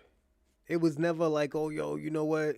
You're against you." No, you were my brother. You were my brother. But it wasn't like that when it came over here in the 60s and the 70s. You know, so no, I'm African warrior king. That's cool, Shabaka. You could love them, but at the end of the day, we also have to tell the truth. That stuff what he's saying is true. The black was a liberation army, people like that, robbing banks, fucking for God's sakes, fucking what's his name? Tupac's father-in-law. Shout out to you, Ohio. Salute, salute. For God's sakes, Tupac's father-in-law. He was radicalized. This nigga was out here robbing banks. So it's not like, oh, well, we got, Pan Africans helped us. No, Pan Africans made us weak. This is what we have to look at it because we were radicalized up here. We was militant. Like, we never really heard about Pan Africans actually really being militant. If they weren't Pan Africans being militant, they were with the Black Panthers. The Black Panthers was being militant out here. The Black Panthers was out here running up, toting guns in the fucking government buildings and City Hall and shit. Like, y'all have to understand, like, this is the stuff that was happening. The Pan African just weakened the foundation. You know? So it's not like, he helped us to be global. Like, that's why I was telling you with the girl, she's lying. She's being very untrustworthy when she was saying half the stuff that she was saying. So yeah. grassroots military arms of the movement right here. That was going on here. You see, you hear me talk about what was going on in the 60s. There were riots and uprisings all through the 60s. That was the military arm of the civil rights movement. Mm-hmm.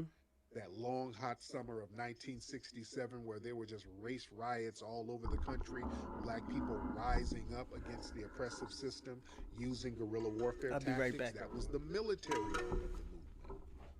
It's downplayed in the media now because the narrative is that they want you to believe that white America felt sorry for John Lewis and them getting their ass whooped in Selma. That's the narrative. That ain't it. That's not what really happened. That's one part of the story. The real part of the story, there were brothers out there on the grassroots putting foot to ass, forcing the U.S. government to sign these bills that gave us the proper rights we're supposed to get. Pan-Africanism don't have shit like that. You understand? The Pan-African movement, it lacks that component. And it just focuses on abstract discussions rather than organizing for self-defense or real political leverage. It's just talk. Just to be real, it's a bunch of goddamn talk. It's about niggas, you putting on some dashikis, you smashing a Kenyan broad, and you eating some jollof, and that's it. There's nothing, you're not building nothing, you're not protecting anything militarily. Yeah? We're just keeping it real today. We just got to keep it a buck. And see, the thing is, Pan-Africanism, again, you're looking outside of here, looking globally, but when we're talking about our foundation of Black American lineage, that's very specific to the United States of America. And that's a challenge, see. The foundation of Black American delineation movement, it centers on our unique historical, economic, legal claim that foundational Black Americans have against the U.S. government. Facts. So that's a direct challenge. Whereas Pan-Africanism, that's just, it disperses and the focus is across multiple nations, and it just reduces any likelihood of any single entity being held accountable. You understand what I'm saying? Nobody's, look, when you talk about Pan-Africanism, it's basically like Wakanda. You're not going to build anything unless you...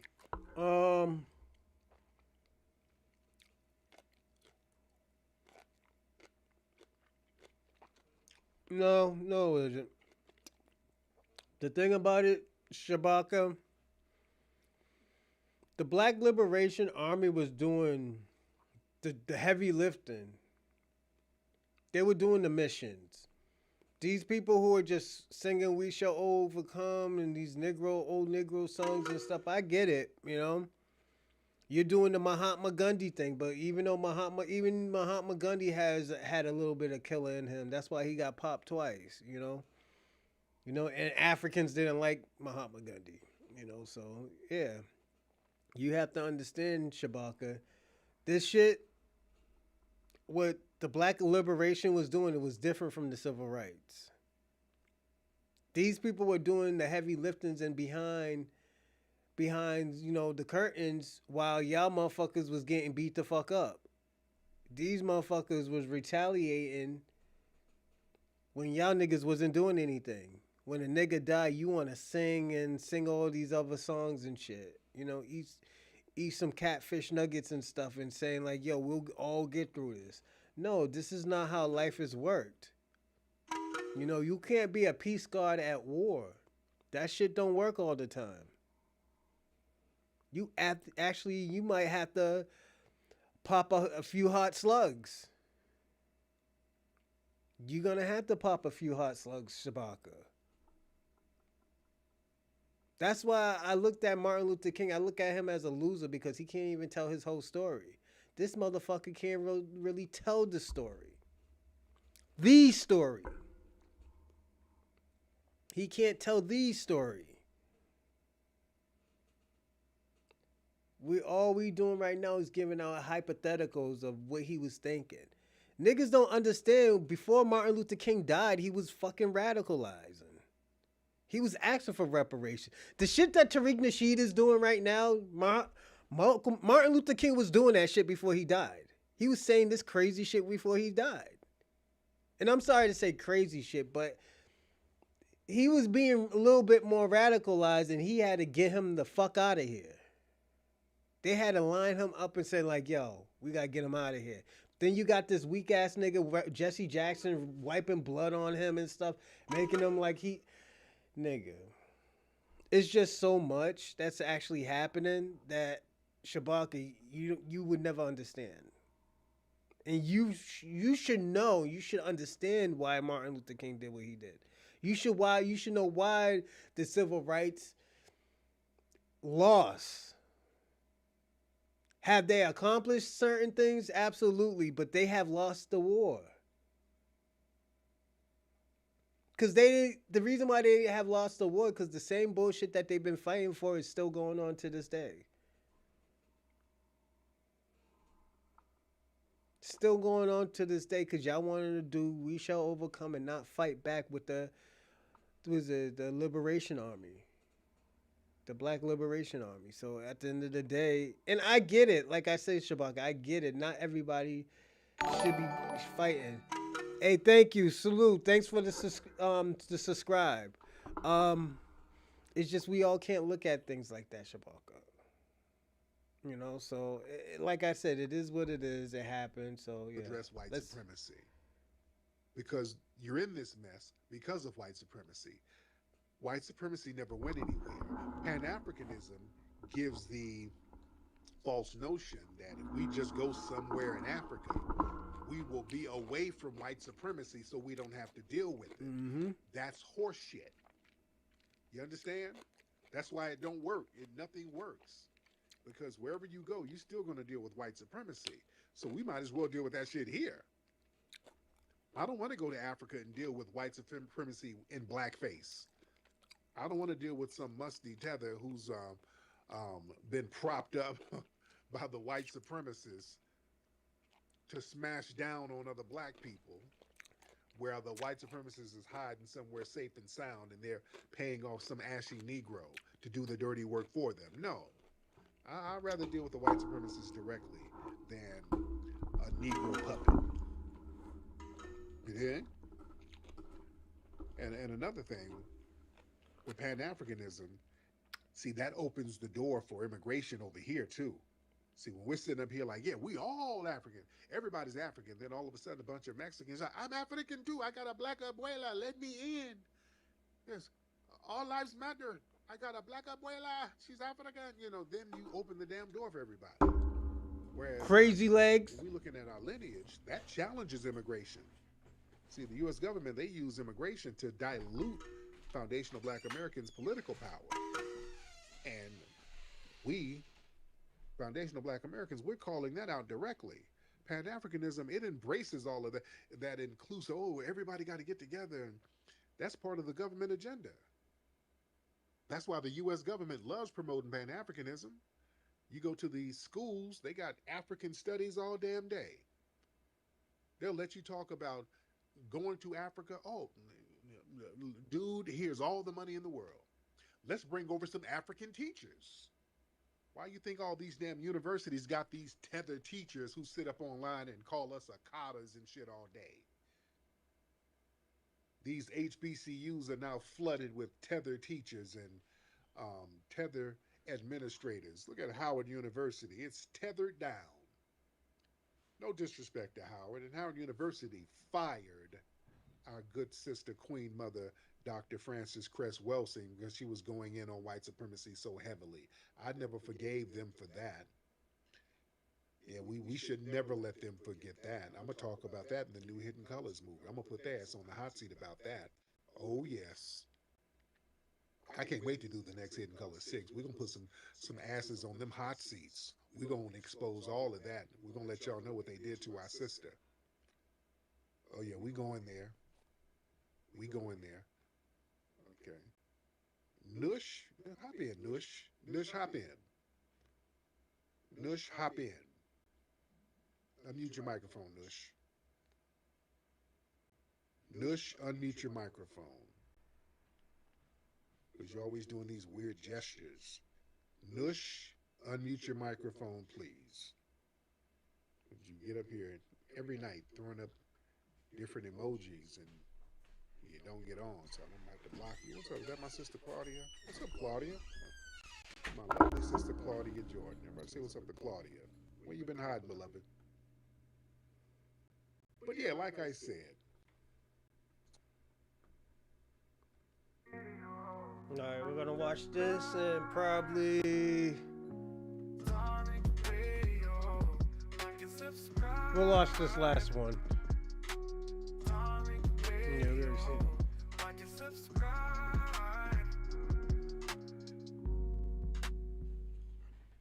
Alright, Regal, you back? Man like bow leg tizzy. Man like. You're a joker. You know that. You are a joker. Why are you lying on Kente for? I'm not hating on Kente. No. Why are you lying though? Why are you? Bro, Kente is like the man just told you. Kente is hand woven. All them machine prints are different. They're quick things, and yeah, they come from Indonesia and all that. But that's fast fashion. Do you know what fast fashion is? All you lot wear Asian clothes and all you lot drive Asian cars. So I don't know what you're talking about. Yeah, dude, y'all get shit imported over there. Stop get shit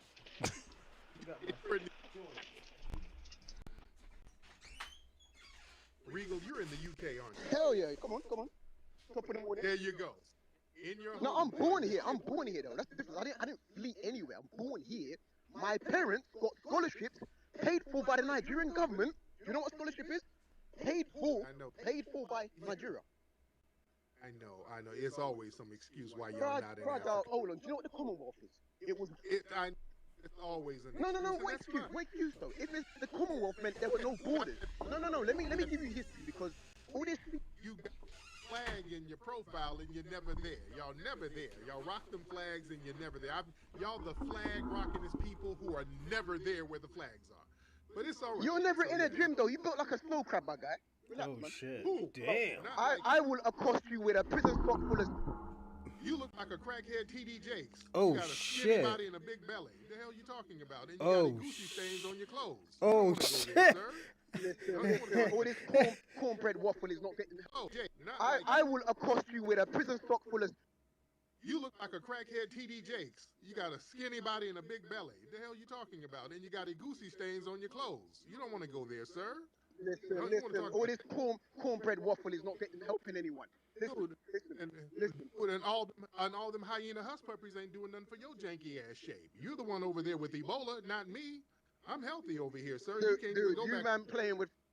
You can't even go back to your homeland and eat, sir. You got them hippopotamus ham sandwiches over there that you got to eat from the bush, and you over there janky and bad built, living over there in the UK. Me bad built. Me, bro. You can't even. That back stanking up, Big Ben and everything over there. So stop Dude, playing. you can't even do 20 press ups. Shut up, bro. Like, I'm in excellent shape. Shut up. No, you're not. Yes, I am. When you come in, What's going on, Dorsey? Salute. Good morning. You got all types of weird shit happening to that little old sickly body. Now, what do you say about when am I going where? When you come in London, man, we'd love to host you, man. Come on. I would love to go over there. They banned me. They don't. The government. Bro, every week you got your people. Yeah, Chewbacca out here. He dumbed out on me again. UK government, man. Come on, man. Hey, Dorsey, yeah, your boy dumbed out on me, man. Chewbacca dumbed out on me again, man. I don't know what's going on with him. He's having a hard time with this Pan-African shit. You know, so, yeah. Hey, they They don't want me over there influencing the people. Influencing what, bro? Influencing what? Somebody. Bro, you can't even influence half these to get a. They're banning me. They banned me, so I'm influencing something. So more than you, all right? So that's what it is. So what else is on your mind, Rick? I see you on your page talking greasy about that. As usual, man. I know I have to lick. Sometimes I can't be both of you idiots, but sometimes I lick a few shots back. You know what I mean? On the subject of foreheads, like you got like solar eclipse foreheads, like Love I Am. Where's that other dickhead? Grinds with his what do you call it? His legs. You're the one with the baseball hat on covering that Salute to goddamn Dorsey. eclipse ass forehead. Oh, don't copy and paste. Stop it. I said it first. Come on. Oh no, you're the one sitting up there with that damn hat on, sir. All right, you covering up that little old janky ass forehead. So don't play games. No, this is a robust Regal hairline. What are you talking about? Get out. No, it's not, sir. Anyway, one thing before I go, you look pussy, yo. You put my face on YouTube. You need to pay up, you know. I want my reparations of you. I've already given 30 cents a day to Sally Struthers, nigga. If you put the money off, that's your problem. I don't control what you do with the money. I gave 30 cents a day. So yo, I'm gonna say this. Y'all live chat, y'all are actually like this. Yo, y'all actually I'm glad we're all shit talkers in this live chat. You know, we have some type of political view. So salute to all of y'all who are in the live chat and has been there as well through before. So I want to say salute to y'all and thank y'all for like actually having having a dope ass personality that all of y'all do have. So shout out to y'all and thank y'all. Also, don't forget to like and subscribe and comment in the live chat, and also share if you can. If you want to donate, I will put it in the live chat again. And also, if you don't want to, I mean, if you can't donate, it's cool. Just I'd rather you just share, and we get more people onto the show, and I will appreciate that. Thank you, everyone. Listen, you can't be using my godlike likeness to be getting clicks and views on. Because you know us Africans, when we come in your room, we make it pop. If we weren't coming in here, if we weren't when I put your picture on the screen, flies came in my house. That's how bad your picture Oh was. shit! They yeah, no, recognized one of the they recognize me as Yeshua. That's what descendant of Yeshua. That's what they bowed down. That's what they done. There you go. All right. Yeah, nigga, I put your face on my screen and my computer is musty. Yeah, and I put so my I had fist in your face when I see you. No, you're not gonna Oh do yeah, that. yeah. Thank Get your musty ass out of here. Lord. All right. Let me get some more folks in here. Okay, let's get Boykin Spaniel. Okay, let's get Miss Boykin Spaniel. Boykin Spaniel in the building. Good evening. How are you? Hey, Miss Boykin, how are you, dear? I am well. Rest in power to Malcolm Jamal Warner. Absolutely. That came as a shock. Yeah. I just wanted to check in. Getting rid of these musty tethers is about it. About it. Yes. I just read an excellent commentary by brother Torian Walker. I encourage everybody to read his Substack or read all of his information. It is very timely, and that's all I have to say. Thank you so much. Yes. Terrain, he wrote Facts. a beautiful piece about the Renaissance, the foundation of Black American Renaissance. Shout out to Torin. Shout out to our good brother. All right. I'm not going to hold y'all too long because I do have some more work to do, ladies and gentlemen. Let me get a few more calls. Let them be good. Brother Ty Powell in the building. Ty Powell. What's up, Brother Ty? Mr. Ty Powell in the building. Yo, Ty, where you at, brother? Okay. Ty, where you at? Okay, we'll let Ty get down, and then we'll get Mr. E and J in the building. Let's get Mr. E and J in the building. Hey, brother, I appreciate you letting me speak. I just wanted to make a couple points. It's crazy you speak about the black and brown coalition because right before Trump got elected, one of my coworkers was telling me, he was like, yeah, Project 20 or Project, what was it, 2021 or something like that. 25. Yeah, I'm sorry about that. Yeah, he said, yeah, that's gonna be My like, man said Project I don't want to see 2021. you guys going back to slavery. And I was like, what the heck? Like, what are you talking about?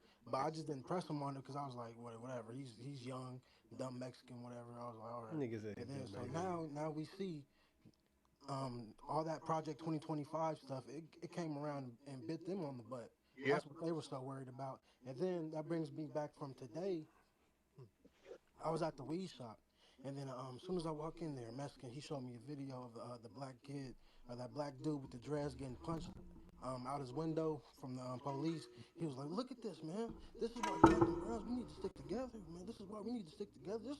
Look at this shit, man. They're racist. They're racist." I'm like, oh, all of a sudden now they're racist. You know what I'm saying? But but back then it was all you guys need to just comply and all that stuff. You just do what they say.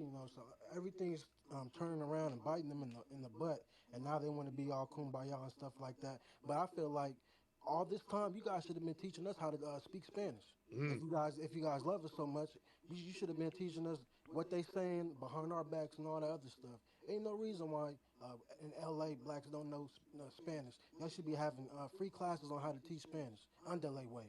And thank you, brother. I appreciate you. Thank you so much. Mo Bunny in the building. Mo Bunny. What it do, OG? What's up, Mo? How are you, brother? Hey, I'm good. Hey, first off, I know we like to check in. Yeah, I'm FBA family from Louisiana on my father's side. Mama's side from Virginia. You understand me? But I'm from DC. So I'm putting it down like this. Them tethers, them Mexicans, the Democrats, you understand me, and them crackers that be talking shit. Hey, and I was on the Hodge Twin page, and they were talking bad about Uncle Flex. So I'm gonna say, bitch, Hodge Twins, if you're listening, you too, because I be in Virginia too, so they can get action if they want it, you understand me? But yeah, you know, that's all I want to say.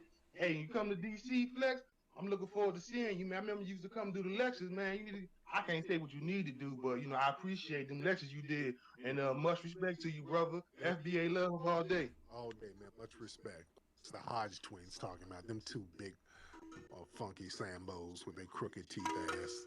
What they talking about? You know, all these tethers and all these weirdos always got my name in their mouth for some reason or another. Yeah, when it's usually because they're political Sambos. We call them a bunch So of I don't know. freeloaders. I don't know who knows. These think tanks always got these people using me as talking points. Yeah, so the tethers always running around because Oh, the show's so almost over, delineated. Dorsey. Yeah, we're about The to tethers after have this this show, weird after this sense of video right here, I gotta go, This man. FBA movement is the CIA is orchestrating. I'm gonna do a late show tomorrow, so yeah. How did it get so big so fast? It must be the CIA. It's the CIA trying to cause division. The CIA is orchestrating the FBA movement. Musty Tether, you ain't that important. You don't have, what do you have? Listen, anytime you hear Tethers talk that stupid shit, what do you have going on that the CIA would need to be involved in? You over there in a shantytown frying bush meat. What the does the CIA need to go over there for? You already neutralized. The hell are you talking about? What you got going on that needs CIA intervention? Let's just talk turkey. People got a real false sense of importance. What do you have going on that needs the intervention of the CIA? You at the beach in your homeland blowing up an inner tube trying to float on that to get up out of there.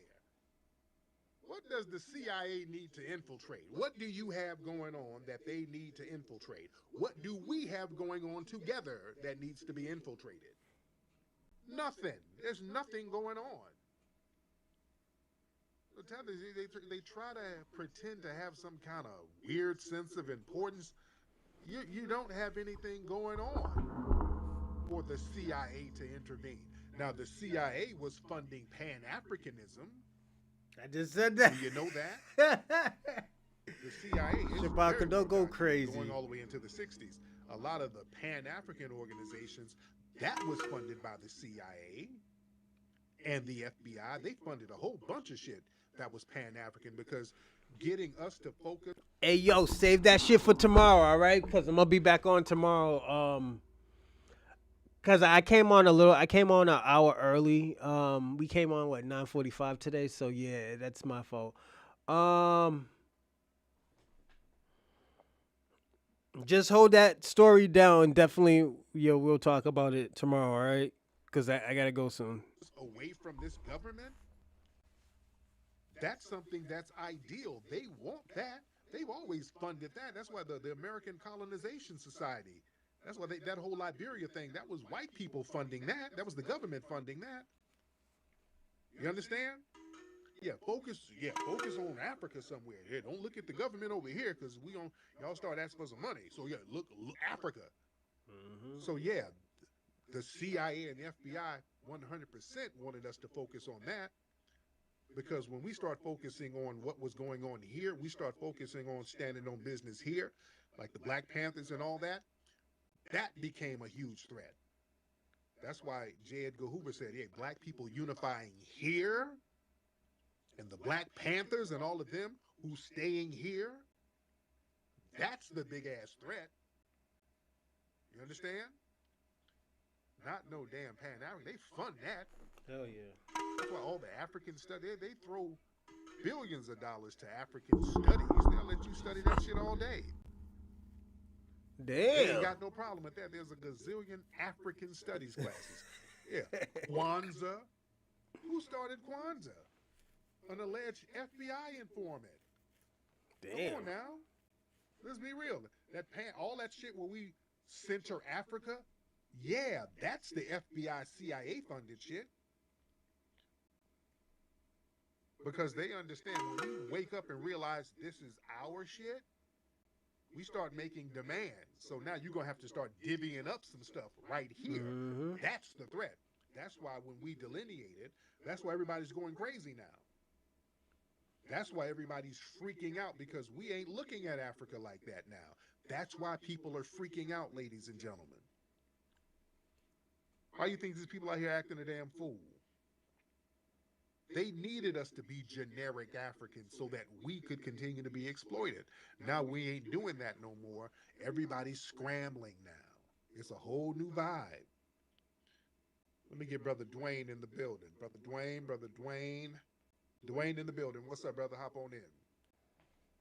Hey, how you doing today, tonight, Tariq? I'm good, brother. How are you, Dwayne?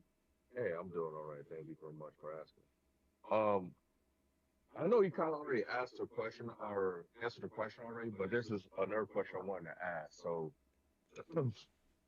I hear a lot of these leftists, they say a stronger and more unified Africa will make us stronger, but it's actually quite the opposite if you look at it historically. I think with the three of the African leaders or the first African presidents, they came to the United States under the HBCUs, and they got independence from the countries because they were getting game from us. So from us getting stronger and unified over here would pretty much help all the melanated people all over the world, to be honest. So all this with the leftists, all we got a coalition, but every time we ask for specificity and we ask for not just be treated like humans and not get culturally and ethnically erased, now it's all this coalition building. Right. See, when they say unity will help everybody, what they mean is that us laying down and being exploited as foundational Black Americans will help everybody. Facts. That's what they mean, ladies and gentlemen. Us letting ourselves be colonized as generic Africans, that will help everybody except us. We're supposed to be the undefined, exploited group. Facts. Family, we ain't stopping them from unifying in Africa. They sit up here whining all day. The unity, the FBS, you're stopping the unity. Nigga, what's stopping you from unifying with your people over in Africa and all them other 54 countries? What's stopping you? We're not. We're not over there stopping you. We're not doing anything to you. Nothing is stopping you from unifying over there. They get online and blame us for them not being unified now. So that shows they need us as the weak, undefined, exploited group so they can parasite off of. Facts.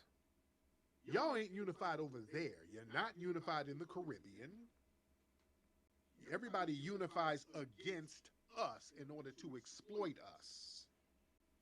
You understand? And we're cool. I know you ain't giving the thumbs down there. I know you ain't giving the thumbs down there. Hold on. Don't you give the thumbs down. Get your ass up here. I know you with the Nigerian flag. I know you're not giving the thumbs down. What am I saying incorrect? Done. Yeah, you can't compare 1 billion people to 43 million people, bro. What are you talking about? Why are you not unified in Africa? You're not unified. We're fine. We ain't begging for unity from you. Y'all begging us for unity. So why are you not unified in Africa? There's 40 million FBAs and you have Bloods, Crips, GDs. You're fighting each other. You can't unify. Blood, Crips, nothing. Blood, Crips, nothing. You can't unify. Blood, Crips, nothing. Those are old stereotypes. You gotta update your damn stereotypes. Go and walk down LA with a watch, with a Rolex watch, and watch how they tear your ass up, man. You just lie. Nothing is going to happen because the Bloods and Crips got. Go and walk. Bloods and Crips got better Rolexes than you. They got iced out jewelry. Dude, Bloods and Crips out here getting money, dude. Get your stereotypes up. Bloods and Crips are running businesses out here in LA. Bloods and Crips run a Marathon Burger, dude. Yeah, you're missing the point. You're missing the point. Damn, you goosey soup eating bastard. Bloods and Crips run businesses out here. Thought about goosey soup. The hell you talking about? Even more outdated ass stereotypes. That nigga sounded scared. Crips out here getting money, nigga. That nigga sounded scared. You walk down the street with a Rolex. LA niggas getting money. Niggas out here ain't jacking nobody for no damn. Niggas getting money like that. Only crackheads and shit like that. Yo, Blood Crips getting money. I gotta say that nigga sounded scared. He's like, yeah, walk down the street with the Rolex. I never see if I never ever seen a scary nigga in my life, man. That sounded like a scary nigga. Out here, dude. What you talking about? Unlike you over there getting Uber Eats in the UK, not in Africa. You're not unified over there. You're not unified whatsoever. And we're not stopping you from being unified. Always projecting this stuff on us. The FBA niggas hate Africa. Why do you hate us? Why do you hate the motherland? Nigga, you're the one on an inner tube floating to Italy. You hate Africa. I said that nigga sounded scary. That the African dude talk about, yeah, walk down the street with a Rolex on.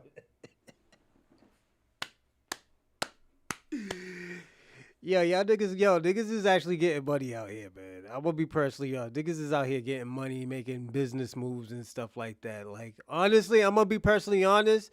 This street gang shit, if you ain't really out here getting money out here and making investments, cause being a fucking gang member, you don't get a retirement check.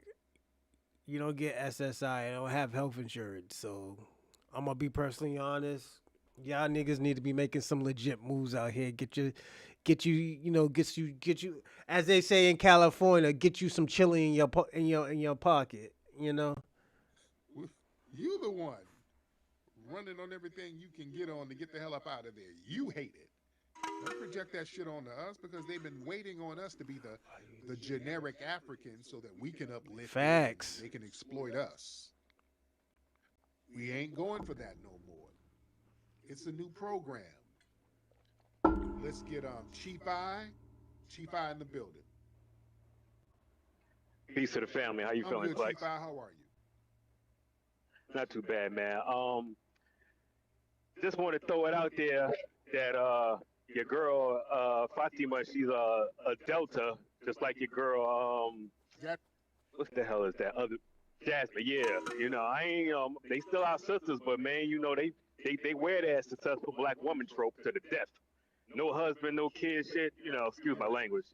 They wear that to the death, and then you see how it kind of fosters that trope that black men, are don't hold a significant role in the house like we actually do. But that wasn't my main point. My main point I wanted to bring up was when Pia called up, I think yesterday or the day before yesterday, talking about we don't run no nations. Contrary to popular belief, if anybody hasn't seen it, that movie, The Green Book, an underlying narrative was revealed that through that network of black enterprises that we had since the 1920s, 1930s, all the way up to civil rights, we were doing good. It was that perspective of being close to whiteness was something that we should be unified. Let me put it in more simplicity. Unified was going to be better for us as a country. But then after we got unified, all the corporations, as the movie showed, bought all the businesses up, and that closed the door on the economics, and we didn't swing back around and pick it back up. And as the brother said, He's eating Go ahead, Chief. I didn't mute you, brother. Something happened to your reception.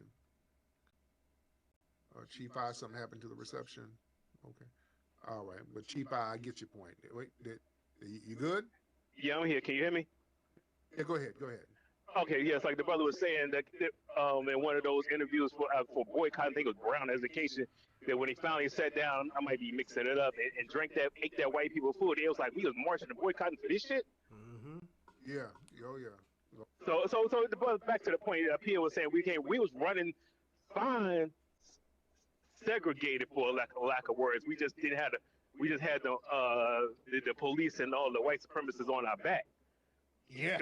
And we thought that was going to ease that pressure. They just got more covert under the guise of the trick bag of civil rights. They just got more covert, bought some more replacements, and still was harming us economically. They just re-strategized basically.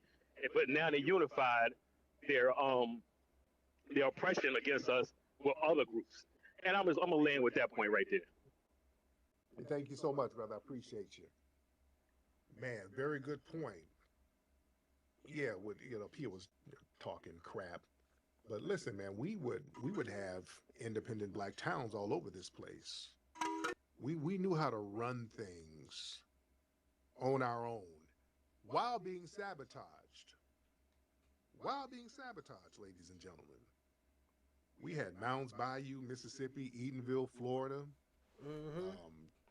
Nicodemus, Kansas, Allensworth out here in California, right?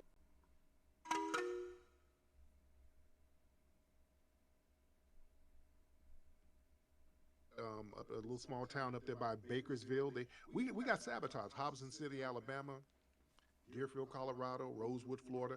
We know what happened to these places. Freedmanstown, Houston, Texas. Yep. Man, just all over the place.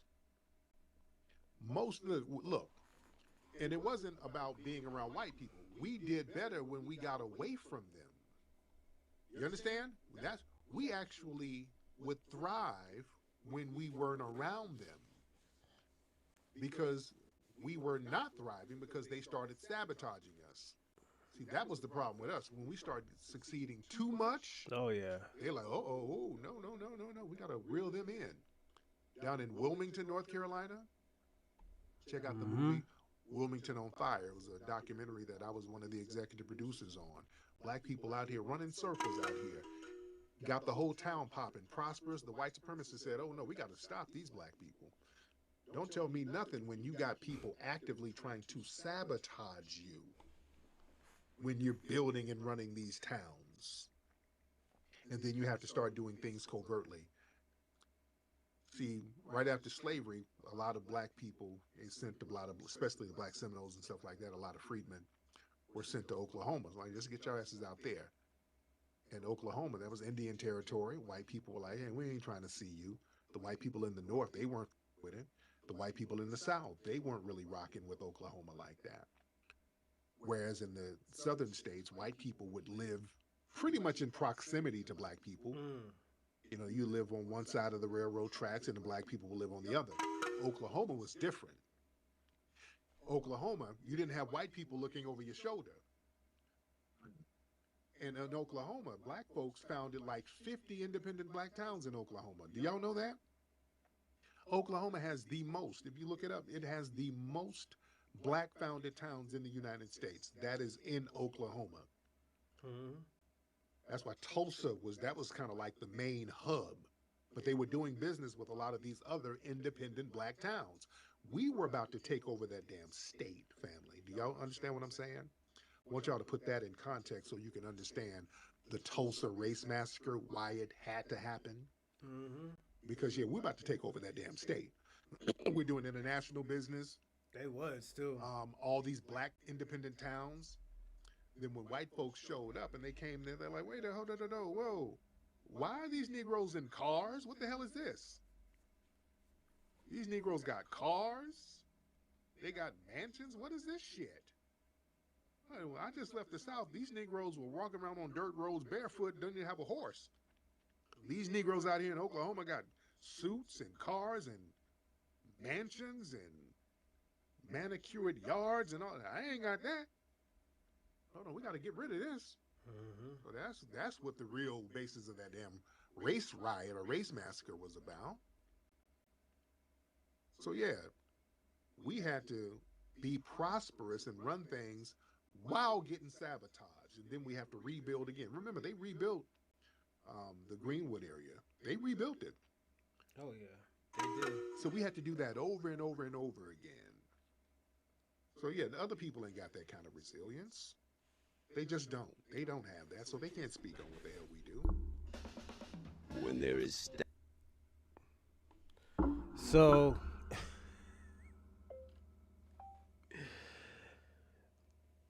to answer the question, and before I land, blacks turned on the Pan-Africans. I'm gonna say this: we had a good reason to turn on Pan-Africans. It made us soft. I'm gonna be personally honest. Pan-Africans movement made us soft compared to people in the 50s and 60s and the 70s. This radicalism from black Americans is starting to come back. And it's coming back little by little, but people are not seeing it. People are not like actually broadcasting it. Like, Even if they do broadcast it, look how they broadcast it. Ohio, twice. One when the neo-Nazis came over, try to protest. Niggas got their guns out there, had to pick the little ones up and bring them in the house. Niggas learned the hard way. They had to call the police. Second time when them Russians put their hands on a black man, all them niggas jumped him and got him the fuck out of there. Packed them out. And I'm talking about they got packed out. So we can't sit here and act like this shit ain't happening. Niggas is finding out like, yo, is it all right to go to the cookout? Nah, it's not even safe no more for y'all. Oh yeah. Oh yeah. You know, it's this is what it's turning into, you know, us defending ourselves, packing niggas out in Mississippi. White man, we try to ignore the white man saying, yeah, the nigga drunk. Let this nigga cool out. Put his hands on the bouncers. Niggas packed him out. Beat the shit out of it. Still calling black people niggas. And guess what happened? Beat his fucking ass, stripped him naked. Nigga didn't know he had a broken jaw until the next morning. Till the liquor wore off. This is the type of shit that's happening. Y'all gotta understand, y'all might think y'all safe out here because of the police. Nah, if the police ain't there, man, I advise you not to do it and not say anything. Oh, yeah. Dorsey, you're right. We ain't tolerating no shit, no bullshit. Niggas out here getting busy. We out here getting busy. We out here, you know, fucking flying our tribalistic flags. Jesus Christ, why am I itching today? I need to... Yeah, I gotta go get a lineup. My beard is starting to itch and stuff. Yeah, we out here, man. We out here. We're flying our tribalistic flags. Our fucking Black American flags. Our FBA flags. You know? Pan-Africanism, the Pan-African flag doesn't fuck with us. I'm flying my flag.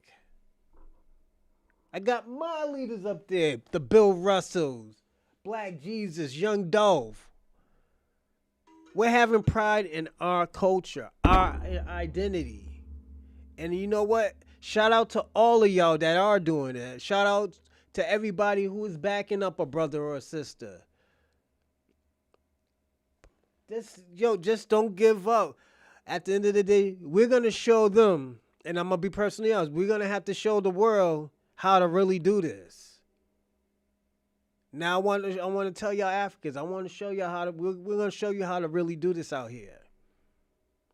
We're going to show you how to stand 10 toes down for your people. You know, I know this shit is hard. I know this shit ain't going to be easy, but the shit can be done. The shit can be done. I'm going to tell y'all something. If y'all really want to see how to get shit done, sit back and take notes. We are actually really doing this out here. And if you want to be a part of it, if you want to be a part of this historical time right now, stay on code with Black Americans. Stay in your lane, and help Black Americans. We don't need to hear about what's going on in Africa. Right now, we need to solve this problem, this long-lasting problem. But if you don't, just sit back and relax. Take notes. Bring it to your country. This is how you get things done. But I want to give a shout out to Dorsey, Shabaka, Miss Salida Marie. Let's see who else. Ray. Ohio. Shout out to Ohio. Let's see. Ray, Salida, Rando, Shabaka, E. Will, Kwame, OC. I say Dorsey. Mahalia. Spence, Ohio, Parcella, Lanier, FBA Combo. Who else? The One and Papa Mayhem. Shout out to all of y'all. If I forgot your name, I apologize. But shout out to Kick, Rumbo, and YouTube and X. You know, we're promoting it on all of these channels, and I want to say thank y'all for watching. Y'all have a great time. Well, have a great weekend because I'm going to see y'all tomorrow night or tomorrow afternoonish. But thank y'all for participating, watching. You know, just even dumbing out. If you dumbed out, so what? You know, I appreciate it.